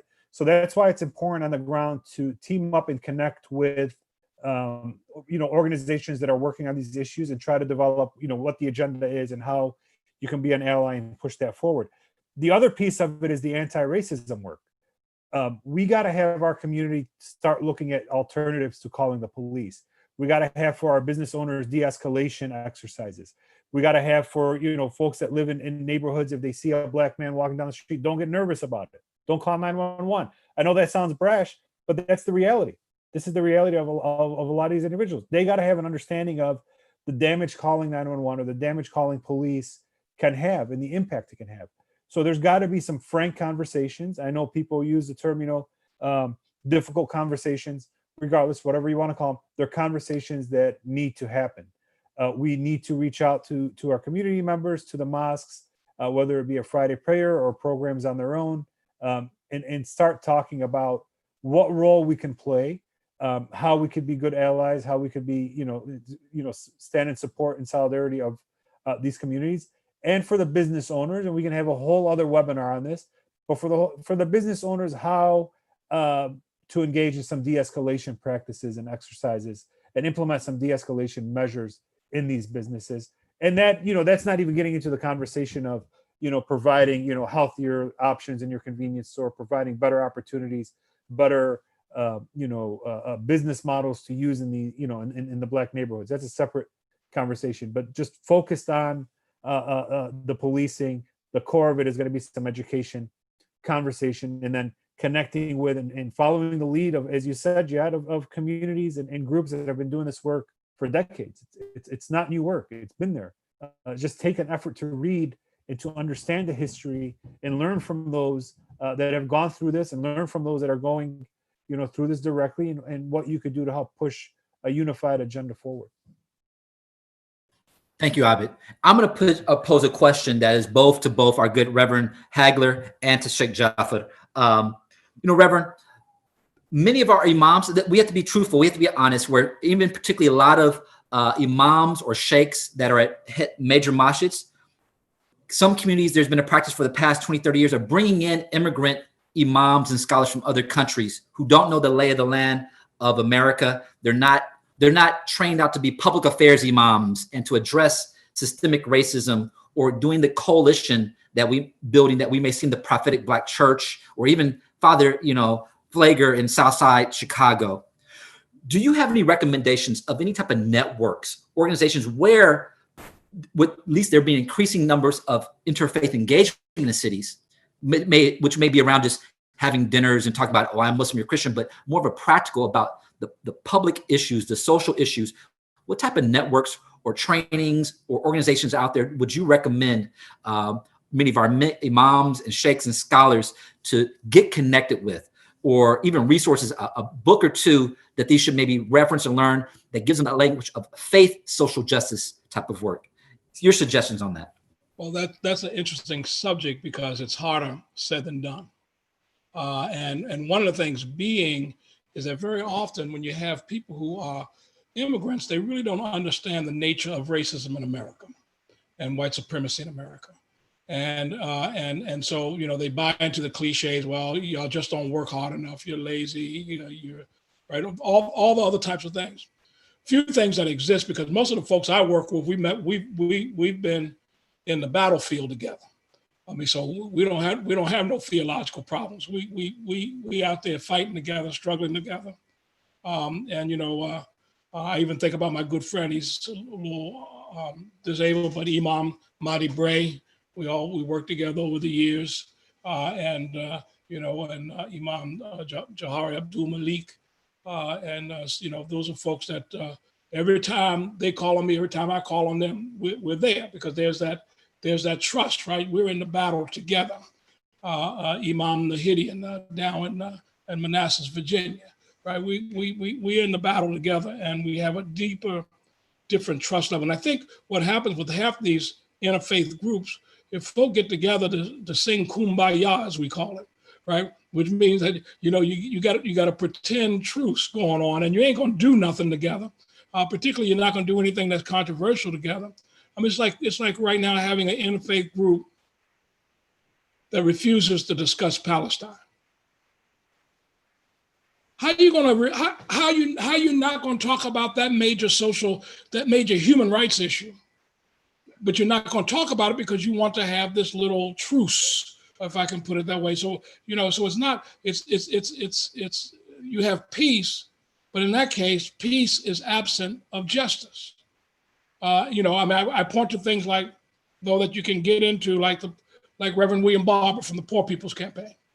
He's a good friend of mine. We go back a ways, but that's one thing in which they've deliberately tried to do the interfaith piece with substance, meaning it's about issues, it's about immigrant rights, it's about poverty issues, it's about the environment. I mean, it's about those things. And so you have a lot of people that don't join in because it's about something.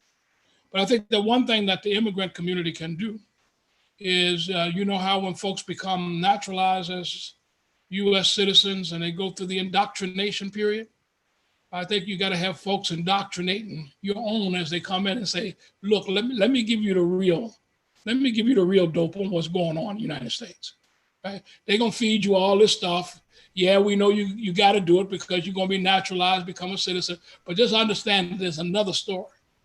I think that's what happened. And then, you know, and I say that because one of the things that graphically hit me, and I'm gonna finish on this, was in DC, most of the 7-Elevens have been taken over by Ethiopians, right?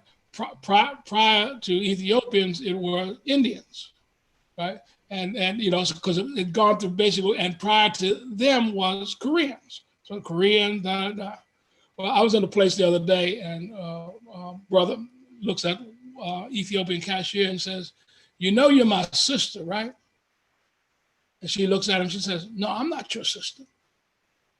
He says, "Well, you know, I'm from Africa." You know, he reached back. She said, "No, you're not from Africa," denying his whole understanding of himself. Because again, people get trained and thinking that I'm different.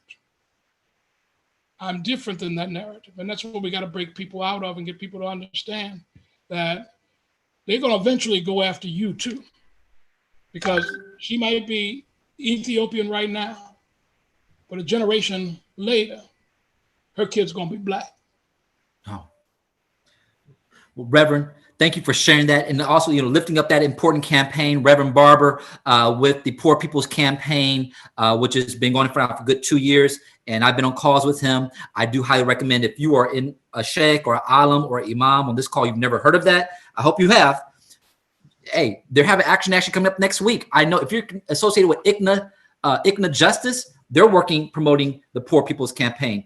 Get involved, even the South Asian Muslim community. And you also lift up the good name of our good brothers, Imam Johari and Imam Matthew Bray here in DC, who themselves are traditionally trained community organizers in their communities, working with Faith in Action organizations and groups. If your imam or your imam is not at your mosque part of trained in community organizing, get them involved with the groups called Faith in Action, which is national level. It used to be called PICO, or even do the old school Industrial Heirs Foundation community organizing. And you'll definitely learn a lot with other faith leaders in those networks. And that's a recommendation, especially with people like Imam Johari and Matthew Bray being clear examples of that type of leadership. Sheikh Jaffer, you know, I'm thinking right now of even the Prophet, when he moved to Medina, and the Ansar and the Muhajirun, just pairing brothers together and sisters together. Is there a tradition? Is there something wrong? Would there be someone who's coming from the Deobandi or being taught in Qom, or someone being taught at Al-Azhar? Would it be offensive for them to be here and say, oh, I have to sit down and learn from my Jewish rabbi or father preacher down the street to learn how to live my faith better in social justice? Is there any impediment from that? What's the tradition from the Prophet or the Imams or the Ahlul Bayt of this type of dialogue and learning if all truth comes from Allah? That's what I'm trying to want to understand. Yes. I believe that as Reverend Hagler, he stated, you know, this is something that is easier said than done. But of course, when we talk about the Prophet and Imams, again, because of their special connection with Allah subhanahu wa ta'ala, again, they had no need to sit down and do this. But nonetheless, when we look at their advice, or even when we look at the Quran itself, it pushes us towards social justice and standing up for the oppressed. So if you find allies who are also standing up for justice and standing up for oppressed, then, you know, again, we have to join with them in order to stand with the oppressed and help them to gain justice. And I believe that, based on that question, that many of the imams who immigrate here, if they are not able to identify an organization that they can work with, at the very least, they need to sit down with, you know, the Reverend Haglers and Reverend Barber, who, again, they are the veterans of the struggle. You know, sit and speak with, you know, even Al Sharpton, I would say, you know, understand, just simply to understand the history. They need to understand that what has transpired and what folks have gone through.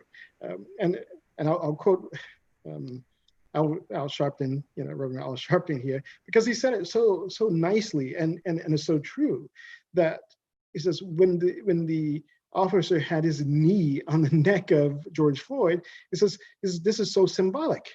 they have their knee on us the whole time, and they still have their knee on us. Take your knee off of our neck, not just off the neck of George Floyd, but off of our neck. So in order to understand what exactly to do here in America, they have to sit down and speak with the Reverend Haglers and those who are like him, who have again understood America, understood the ideology of white supremacy, and understand how to tackle it. No, thank you, Sheikh. And before we start to close out the video, and I would also say, as I mentioned earlier, and a child shall lead them. A lot of our youth, they are themselves, whether in college campuses or working in community organizations now outside the Muslim frame, are learning from Jewish rabbis and Christian preachers in their interfaith engagement. Maybe it would behoove some of our imams and alims and sheikh and ustadas and ustads and chaplains to actually ask some of these youth, who are they learning from? Humbling themselves, me humbling myself. I'm not a sheikh or anything, but learning from who I should be maybe connecting with to develop that interfaith language of social justice. So that's a recommendation to those listening. Again, especially for youth, you are in leadership, and how you can even good nasiha to some of our sheikhs. They're students themselves. They need to be constantly learning just as much as we try to learn our deen also. So we're going to actually move into a video right now, which as we start to wind down, we have a brief video that we're going to share. Now we'll just have some closing remarks and have our last closing remarks speaker just for a couple of minutes as we go forward. So please, technician, video, please.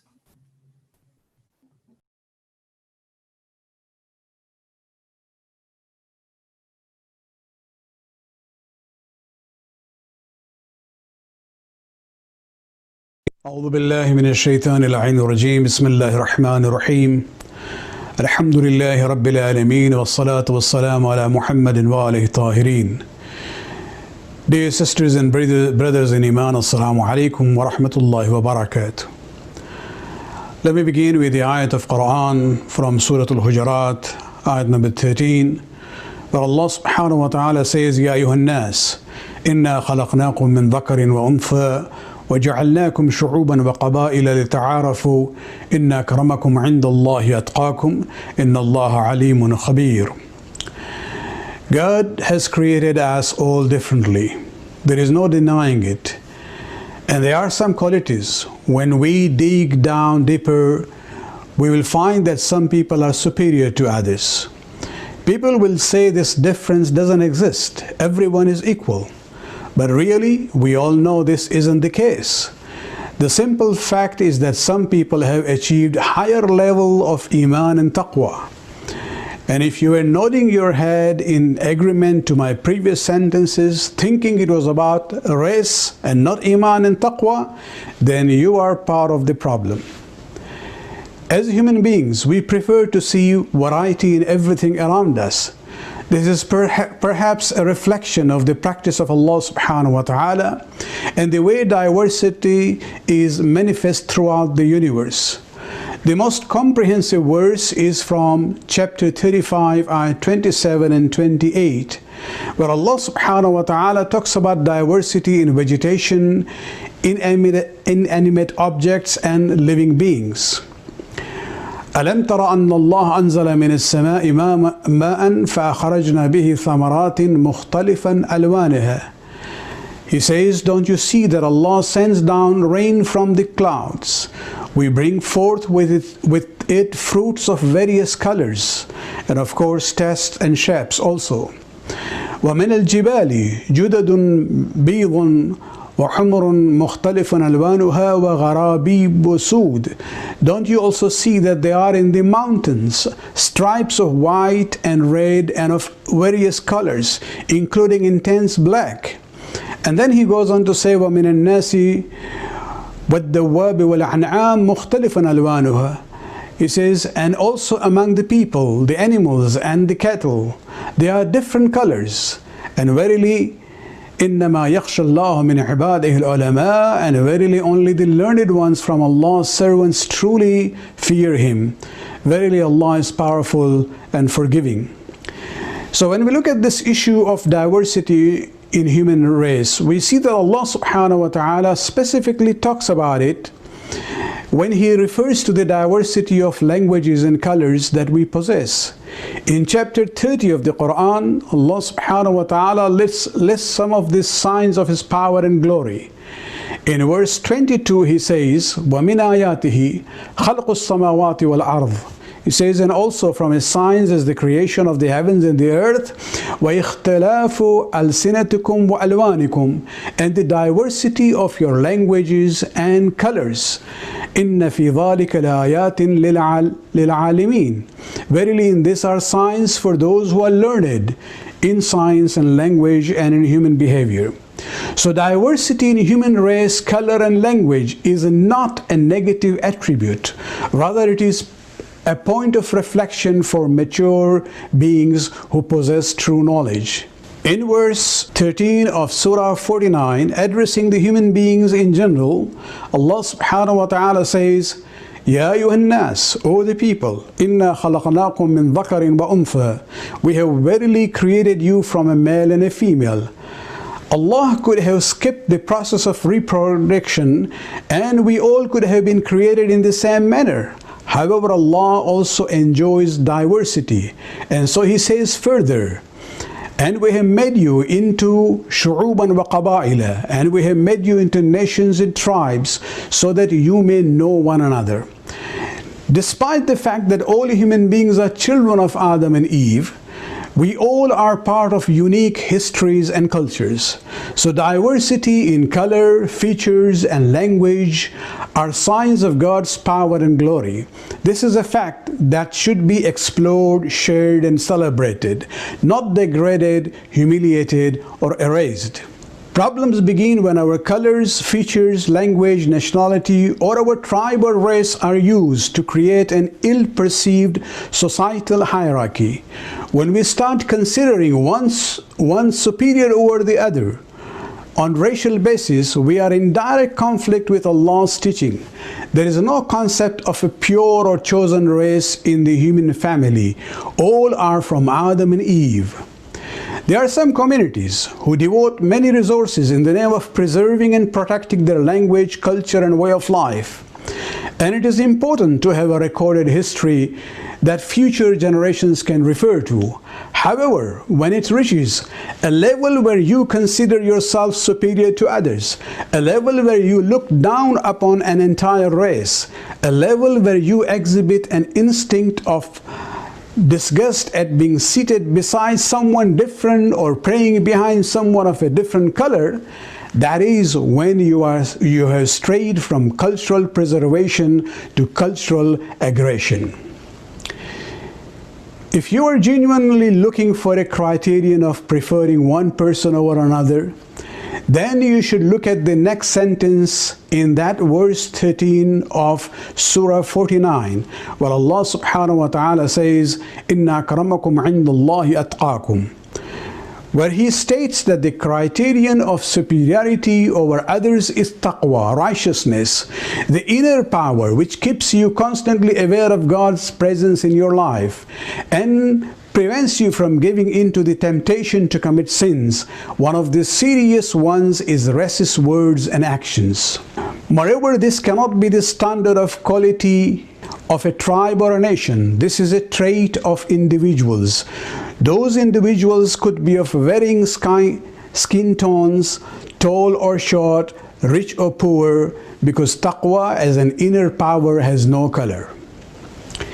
Let me end with a story which has been narrated by Imam Muhammad al-Baqir alayhi salatu wasalam, where he talks about an incident during the days of the Prophet. He says, one day the companions of Rasulullah sallallahu alayhi wa sallam were sitting around and yantasibuna wa yaftakhiruna. They were, describing their own genealogy, their ancestry, and bragging about it and feeling, proud against the others.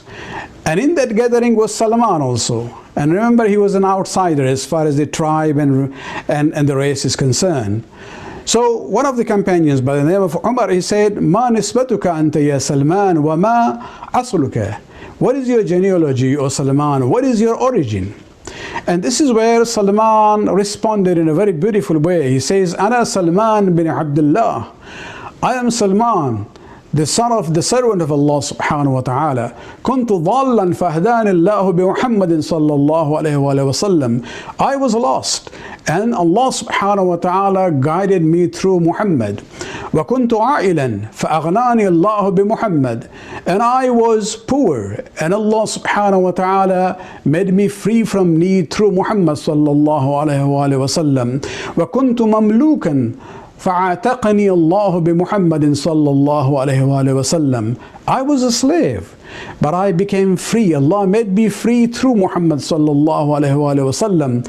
فَهَذَا حَسَبِي وَنَسَبِي يَا عُمَرْ.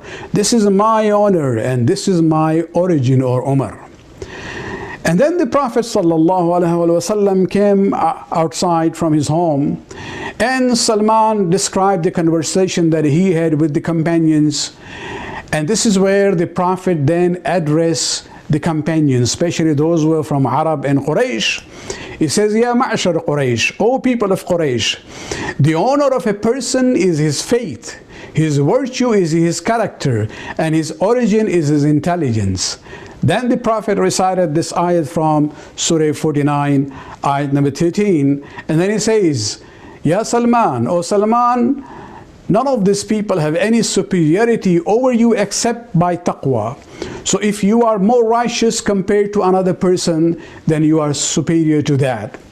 So no nation or race has the right to claim superiority over others based on artificial standards of color or culture.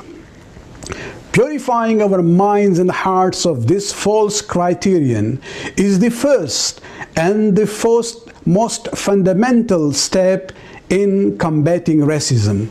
This starts with yourself internally, trying to change your mindset. It continues within your family. Call out your parents, siblings, or spouse for any obvious or subliminal prejudicial mindsets or comments. And from there, move on to your children and those around you. Break the circle of hate and avoid passing on values that don't align with Allah's teaching. The only way we can build a better tomorrow is by working on it today. May Allah subhanahu wa ta'ala give us the tawfiq to be among the true followers of Muhammad and Ali Muhammad salawatullah alayhi ajma'een. Wassalamu alaikum wa rahmatullah. Salawat. I want to just take a few minutes and just say we thank Syed Maulana Rizvi from Toronto. He is one of the distinguished alims and scholars that we have here in North America, from a distinguished line of scholars. He is very much one of the deans of the ulama, no matter which school of thought or jurisprudence you come from America. In America, he is a resource to all of us. So we thank him for providing that really brief but comprehensive worldview based upon the Quran and the sayings of the Prophet of how we understand the diversity of humanity and how we're to understand it as a blessing, and how to be critical in our analysis of how to appreciate it and respect for what it is, and how to purify ourselves when, again, those shaitani systems creep upon us. So I'm in my last few minutes. I want to thank everyone for joining us today. I want to thank particularly our speakers who've all come and shared, taking time out of their weekends away from their families to be a resource to you, to all of us, in giving us guidance for our, good Reverend Hagler, Dr. Mona, Sheikh Jaffa, and our good brother Abid Ayub. We thank you. May Allah sustain you, protect you, and give you blessings for the good that you do in this world. And may we all who've been on, stand with you and strive to create a more beautiful, more free, more equitable world, and understanding it through our role in that as Muslims, as humans. Again, thank you so much. And thank you to everyone who's joined us today, again, taking 2 hours of your time into being with us. We hope this was beneficial for you. The Stand for Justice DMV, this is the first of many programs to come. We look forward to being a resource to you. And please share with your family and friends future notices for programs. So we're going to finish out now. Just a few comments from our last distinguished speaker, who's going to close out with a brief reflection.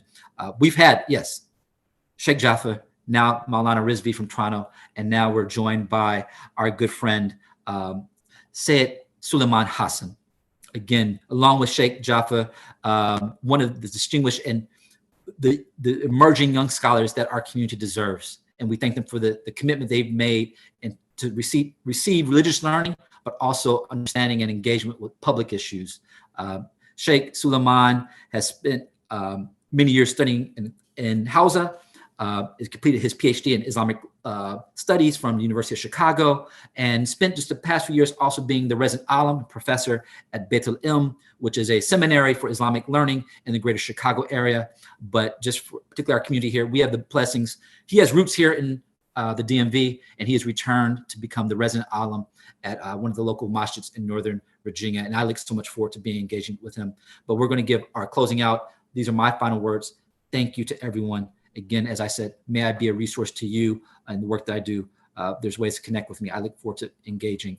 But Sheikh Hassan Suleiman, please. And then after Sheikh Suleiman, that will be the formal end of the program, but there will be video statements going on after our formal comments that if you want to stay on and listen out of your own viewing pleasure, they're there for you. Statements of solidarity from various religious leaders, community leaders, and so forth. But if you need to move on, we understand. But Sayyid Suleiman will give the final formal remarks of the program. Sayyid Suleiman, please.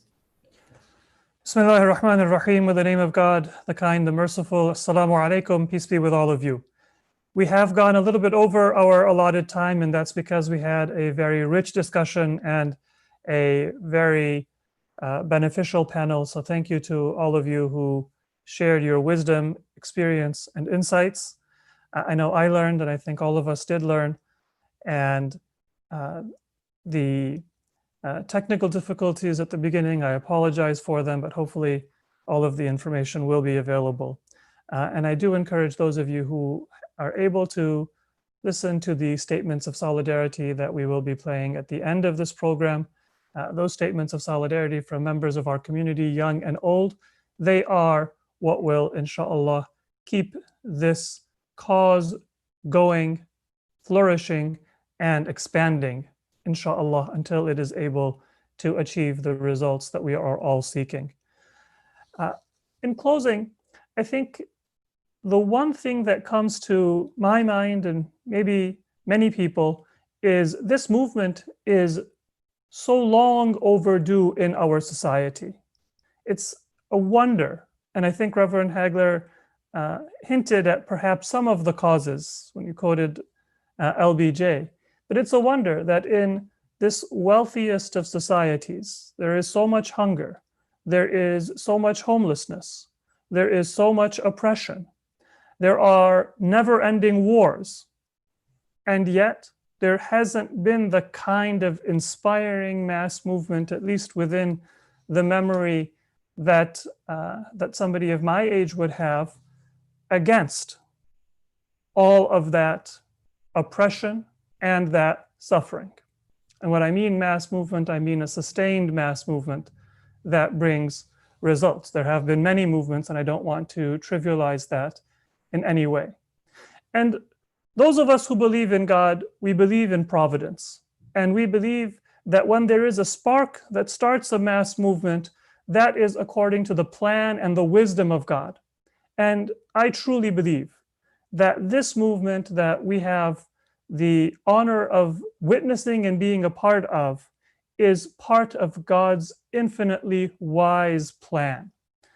Because there are many of us who may have known about and spoken about the education crisis, the employment crisis, the housing crisis, the never-ending disasters of foreign policy. And when we talk about the model minority that Dr. Masood spoke about eloquently, there's also an aspect of that oppression that goes back to the countries that those immigrants come from, and that immigrants in this country also sometimes unwittingly tie into and support. And so all of these different movements, they could have and need to connect to a struggle for justice.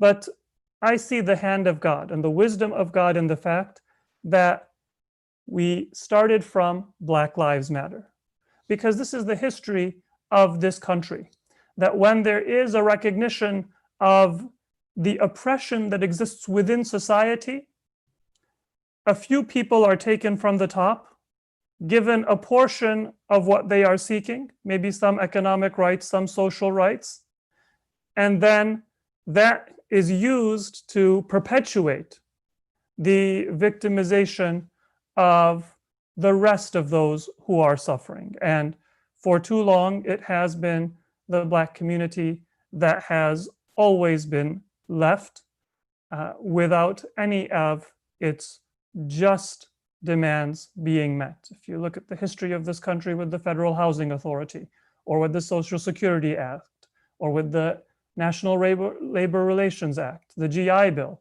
the Anti-Drug Abuse Act of the 1980s, even the Affordable Care Act within all of our own time. And I could go on, but many of you may be familiar with this. There is a reason why we have an Affordable Care Act, but a lot of people still lack insurance, and many of those who have it are underinsured. There is a reason why we had a war on drugs, but we have a never-ending or an increasing drug problem.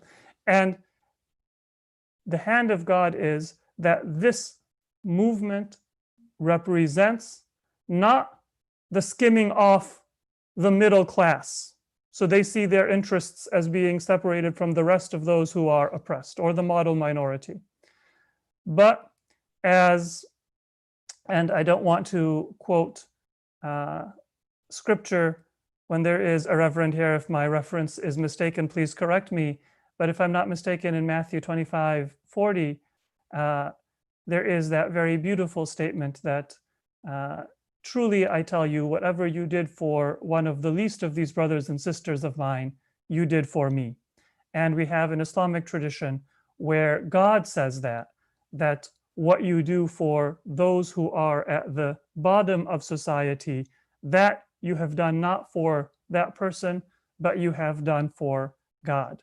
And that reminds me of another tradition from the family of Prophet Muhammad, peace be upon all of them, a wasiyah, a will, made on the deathbed by the fifth Imam of the Muslims, the grandson of the Prophet, which he said was the will of my father, my grandfather, and Imam Ali, the heir of Prophet Muhammad.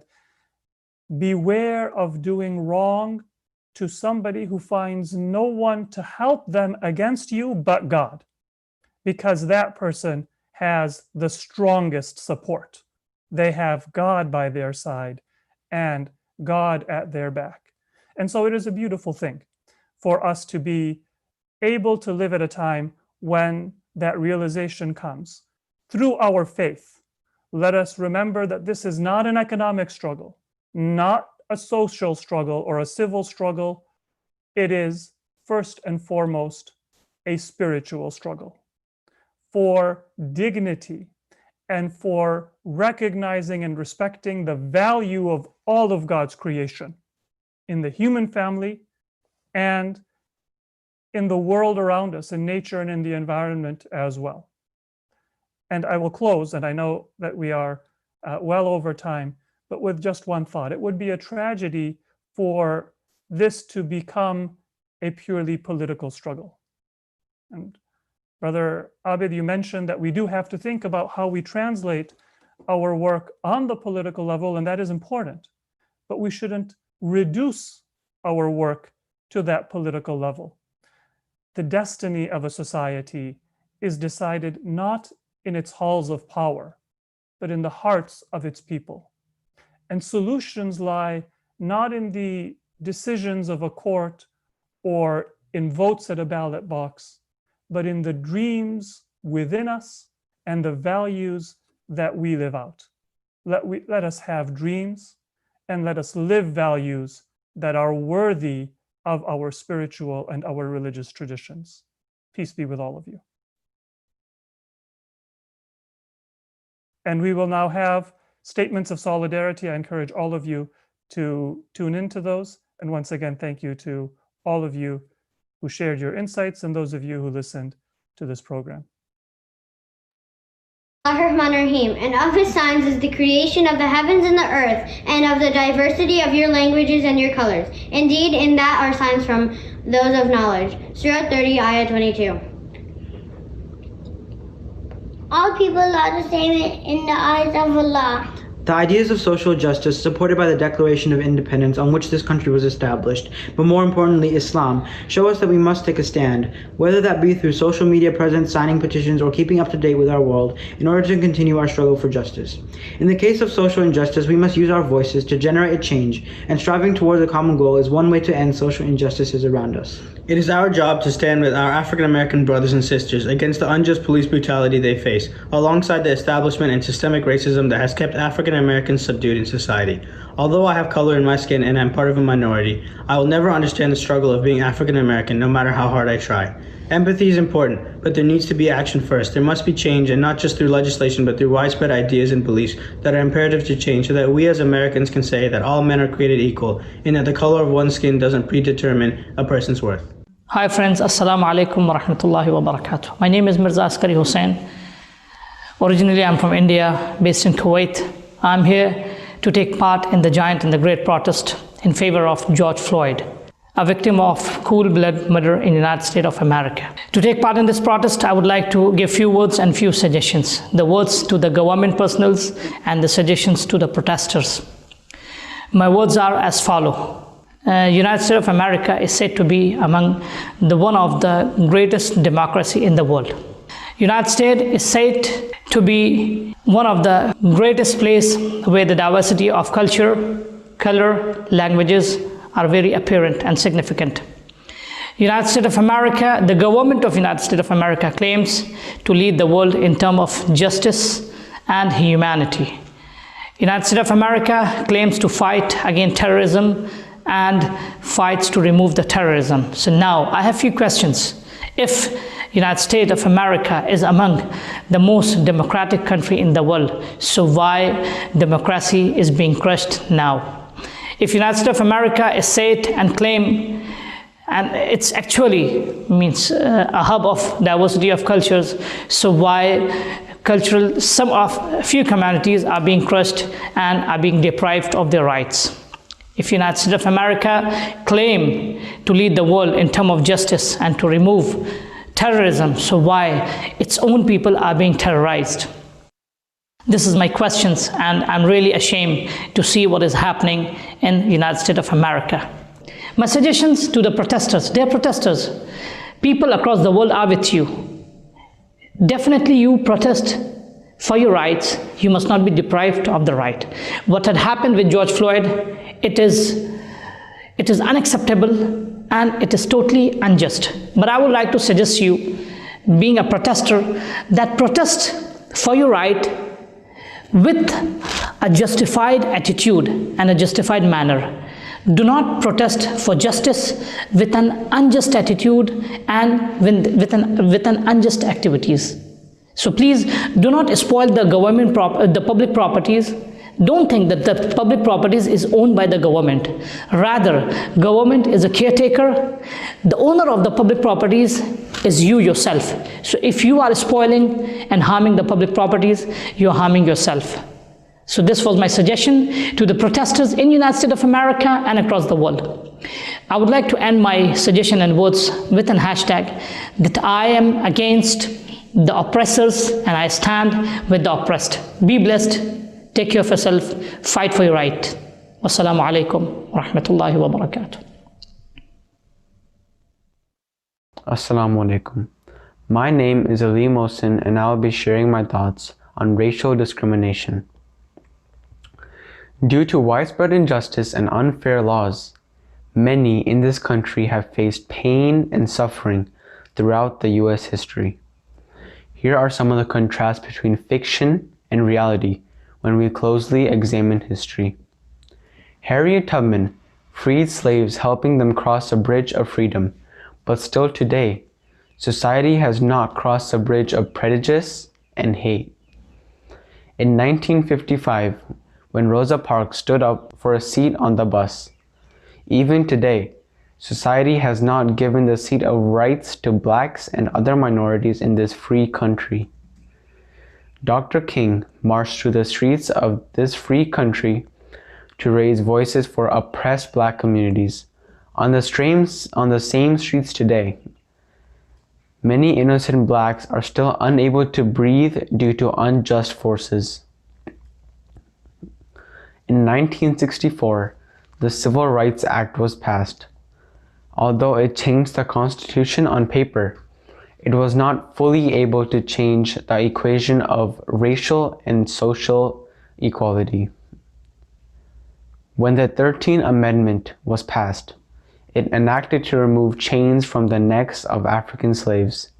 But today, the same necks are tied with the ropes of social injustice. Today, many are still fighting for the same causes since the 1600s. Lifestyle has changed, but the ideology of the people remains the same. Say our names, remember our faces. Blacks and other minority lives matter. Thank you. Hello everyone, my name is Waqar Rizvi. I'm a news anchor, show host, and political analyst currently based in Pakistan. You may be wondering why anyone like myself would want to speak up about systemic racism against the Black community in the United States. Well, the reason is quite simple. It's almost been engraved into the rest of us, hasn't it, around the world, through both the power of media, be it Hollywood or news, and the ramifications of colonialism. Now, as a child growing up in Canada, I remember I had a Black classmate in grade 6 with whom I went to a grocery store once after school. Now, I'd been to that very store numerous times alone and had never been followed by a store clerk at that time. Now, this time, though, was different. I remember the feeling of great discomfort throughout. He, though, acted like it was nothing. And that story has really stuck with me. That incident has really stuck with me. Media, too, often reflects this, even around the world. Often you'll see more white faces than Black discussing issues which primarily actually affect the latter. Why is it that, one wonders? Then, of course, there's the issue of simple skin tone and the perception of criminality that comes along with it. This isn't easy for me to actually admit and say, but the truth is that fair skin is not only linked to beauty, which in and of itself is very sad, by the way. Even around the world, many will tell their children to steer clear of Black neighborhoods because, again, of perceived high rates of crime. None of us stop to actually contextualize what has actually happened to the Black community, be it in the US or in our own countries, and most importantly, in our perceptions. Now, the talk of rioting instead of the true issue at hand is so indicative of that. As Martin Luther King Jr. had said so many years back, and I'm quoting him now, I think America must see that riots do not develop out of thin air. Certain conditions continue to exist in our society, which must be condemned as vigorously as we condemn riots, end quote. Address the root cause first, i.e. systematic racism, which is also exported around the world, and you'll take the first step, hopefully, towards true justice. Now, since I've worked in journalism, the names have piled up, haven't they, in what are more and more heartbreaking displays of racism, from Eric Garner to now George Floyd and even the child Tamir Rice. Those images are really seared in my mind. Each such video and incident and the emotional toll left behind on families and communities strengthens the need for a re-evaluation of our values and ideologies. Why are we okay with this? Where is the international community's voice? Why are we all afraid to admit what we know is actually wrong? Those are the questions that will haunt us all as the bodies of all these innocents continue to pile up. The time is now. Thank you. As an American Muslim, I believe that we are all equal because in the Quran, Allah says we are all equal. No one is better than anyone. We should all be treated fairly no matter what our color, race, or religion is. People should not think someone is bad just because of the color of their skin. Everyone has a mind and conscience to think what's right and wrong, whereas people should not assume that someone is bad or untrustworthy, like those police officers thought of George Floyd before his death. Even the law states that all American citizens should be treated equally. The only people Allah differentiates as better are the people who do good deeds, not because of their skin color. Bismillahir Rahmanir Rahim. In the name of God, the Beneficent, the Merciful. Imam Ali ibn Abi Talib reminds us of an important responsibility that we have in society. We can take this lesson and apply it at all times, at all eras, in all places. And it's very relevant to the climate that we're living in today, where people are just beginning to awake to the realities of social injustice, in particular to racism, in particular to police brutality, and the racism that African Americans experience in the United States of America.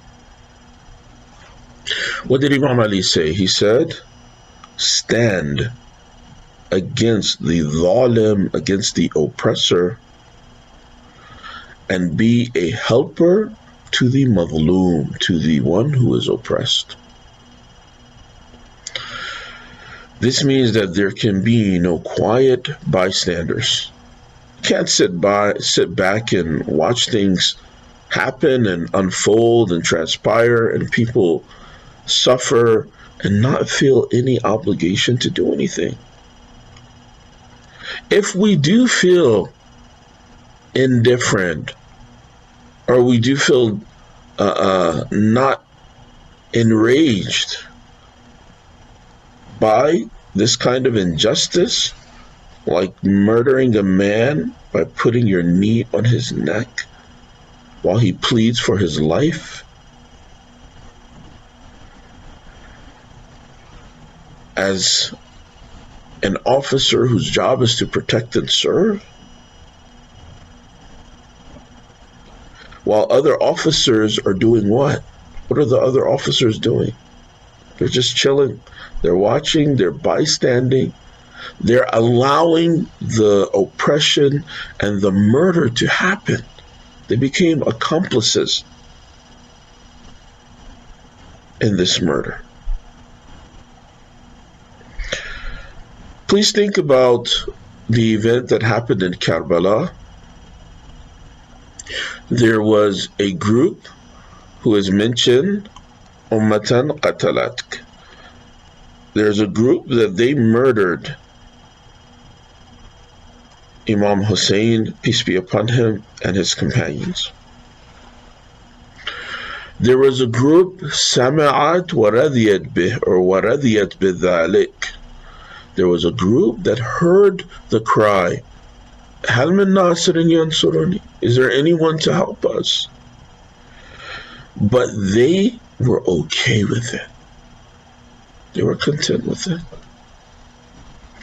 So the only question, if we want to, now about those two groups, they're both cursed groups. If we don't want to be in the category of the accursed, then we can't be bystanders. What should we do? This is where we need to be connected to our leadership, people who understand Islam, but also understand the culture and the circumstances of society. You need more details, you need more education, not limited to this video. Feel free to reach out to me. I'm happy to help in any way I can so that we can be true Muslims, an educated force, a unit which makes a difference against the injustices and the ills that exist in society. I'm hearing a lot of different things in terms of what practical things we can do. And I have my thoughts on some of the important practical things we can do. And if you're interested, please reach out and I can share some more details with you, or you can look at some of the recent videos that have been made this past week. Most of them are available on social media, and try to see and understand what are the best options of what you can do, inshallah. May Allah be with all of us and help us all to be true companions of the 12th Imam, Imam Mahdi Ajjalallahu Ta'ala Farajahu Sharif, be of his A'wan and his Ansar, his helpers, his supporters, the supporters of the Mazlumeen, and those who stand against the Zalimeen. My name is Layla Fatima Ali. As my name states, I am a follower of Ali and Fatima. Standing for justice is not a choice for me, but a responsibility. As a Shia Muslim, I should be speaking against injustice everywhere. It is a part of my faith. No justice, no peace. Greetings, my name is Samana Jaffrey and I hold a master's degree in art therapy and counseling from George Washington University. First of all, I would like to use this opportunity to show solidarity with the African American community in these difficult days. Then, I would like to share a few thoughts regarding the African American community and counseling and art therapy. Let us first define racism. Racism is the discrimination against a person based on different race, skin color, language, customs, etc. To understand the challenges faced by African Americans and their therapists during counseling, a little background in history would be relevant.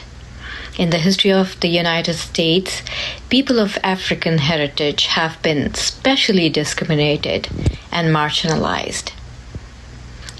Brought into the United States in slavery, they were required and expected to remain completely subordinate.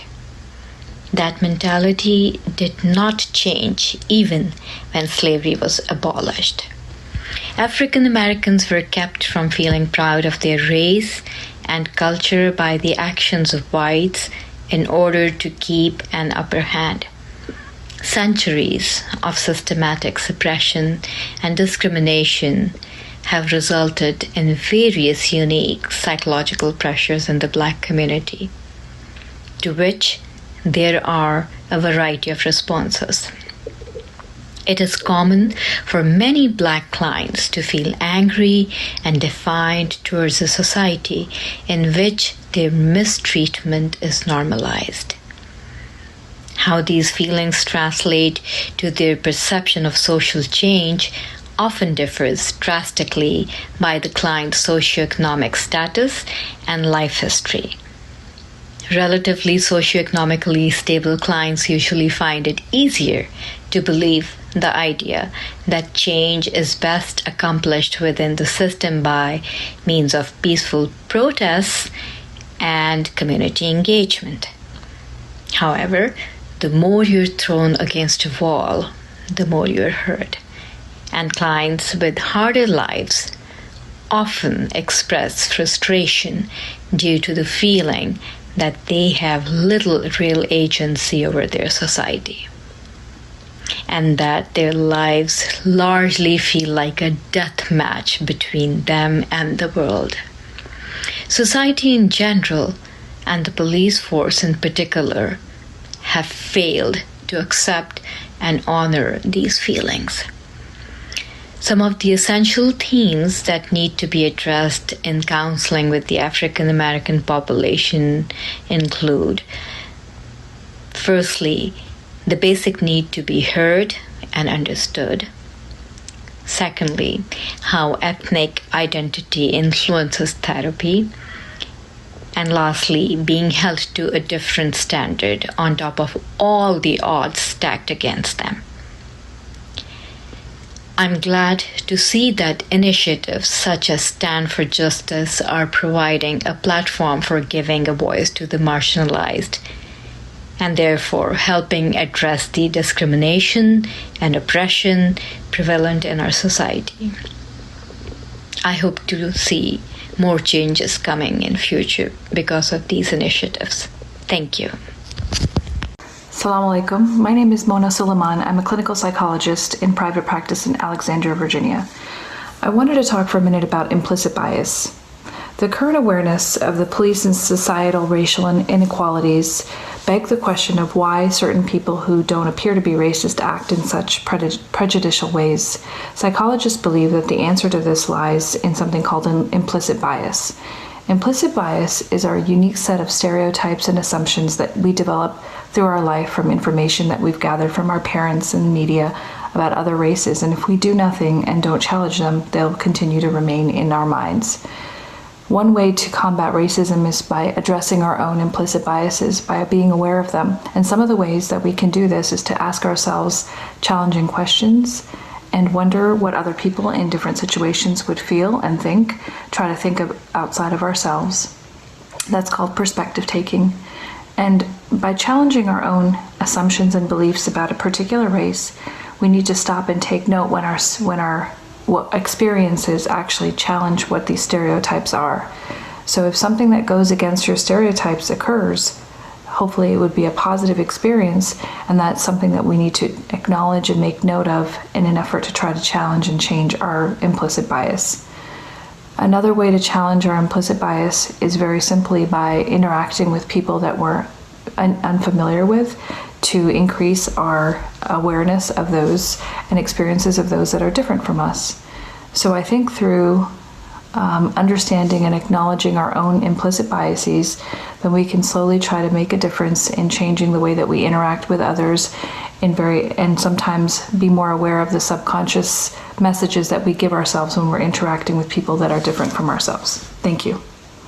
In the name of Allah, the All-Compassionate, the All-Merciful, Assalamu alaikum, my dear Muslim brothers and sisters.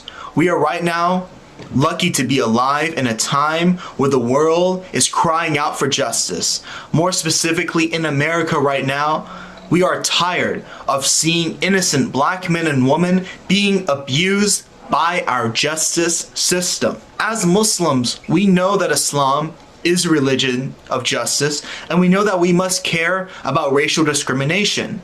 In the Holy Quran, God tells us, be persistently standing firm in justice, witnesses for Allah, even if it's against yourselves or your parents and relatives, whether one is rich or poor, Allah is more worthy of both.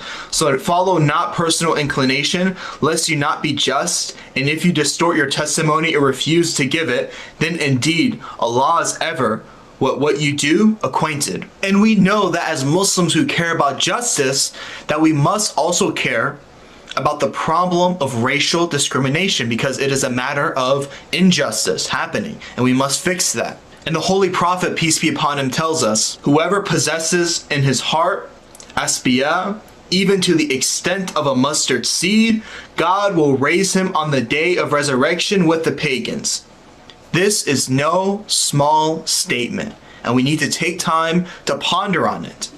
Now, unfortunately, despite the many hadiths, despite the many Quranic verses telling us that there is no room, no space in our Muslim communities for racism, we know that racism does exist within our masjids, within our Islamic centers and communities.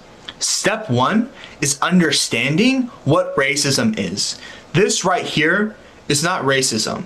We have an idea of what a racist person looks like in our minds, and it's often a very, very violent, disturbing image. And although, yes, this person is a racist, whenever we have this as the idea of racism, we neglect to look at ourselves.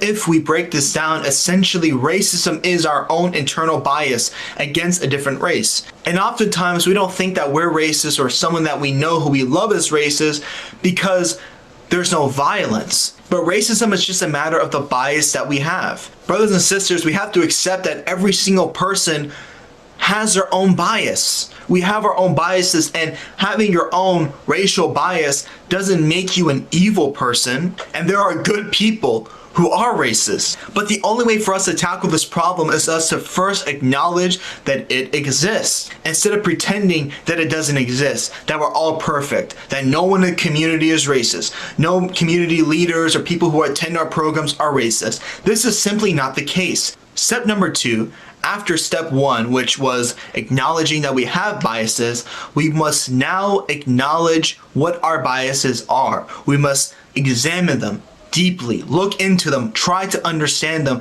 The more we understand them, the more we understand ourselves, we can eradicate this problem slowly, inshallah. I'll use that racism oftentimes disguises itself as logic. Racist people don't think to themselves that they're being irrational, illogical people. They really believe that they're being logical. I mean, think back to the story that we all know where Shaitan would not bow down to Adam. Shaitan was using his own logic to say to himself that he is better than Adam. We think to ourselves that we're being safe, we're being logical. I think this is oftentimes the case whenever we think about black people. We often think about them as more aggressive, more dangerous, and we have to be wary of them.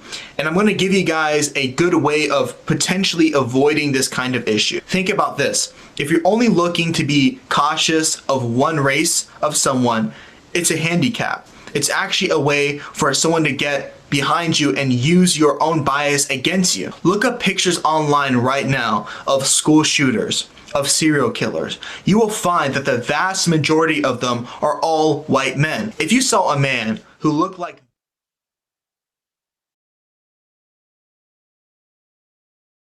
I heard a quote today that really touched me.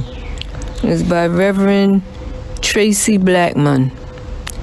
It's impossible to be unarmed when my blackness is the weapon that you fear. That just says it all. You know, how can we disarm ourselves? Doesn't matter what we're doing, you're still being black. And that can cost you your life, as you can see.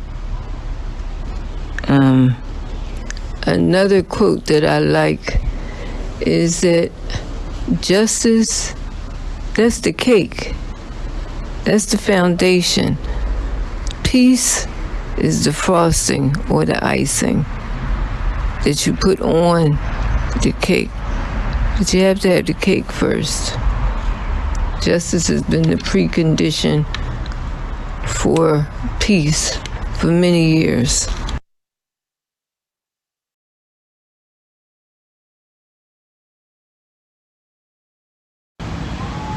أعوذ بالله من الشيطان الرجيم بسم الله الرحمن الرحيم اللهم صل على محمد وآل محمد. During these times, James Baldwin wrote a book, The Fire Next Time. The fire is now, and it's been continuing to rage. I think about Imam Hussein alayhi salam, who said that if anyone's silent while other people are being oppressed, the silent are guilty of oppression themselves. Too often, Muslims in America are silent while the black brothers and sisters are being oppressed. We have to recognize that the humanity of black people has never been recognized in this country. And as Muslims, we stand for justice. The adl that is in Islam cannot be separated from our deen. And so inshallah, we hope that the Muslim community will rally and remain vigilant in the face of oppression, no matter who is doing the oppression, and that we not be silent and be complicit and participatory in the oppression. We stand for justice at all times, particularly in places like America, where racism is America's birth defect from long ago, and the fruits of that racism continues to be born, and too many of us continue to eat at it. So let's stay strong, let's stay vigilant, and let's remain within our rights and duties as Muslims, and stand for justice. Assalamu alaikum wa rahmatullahi wa barakatuh.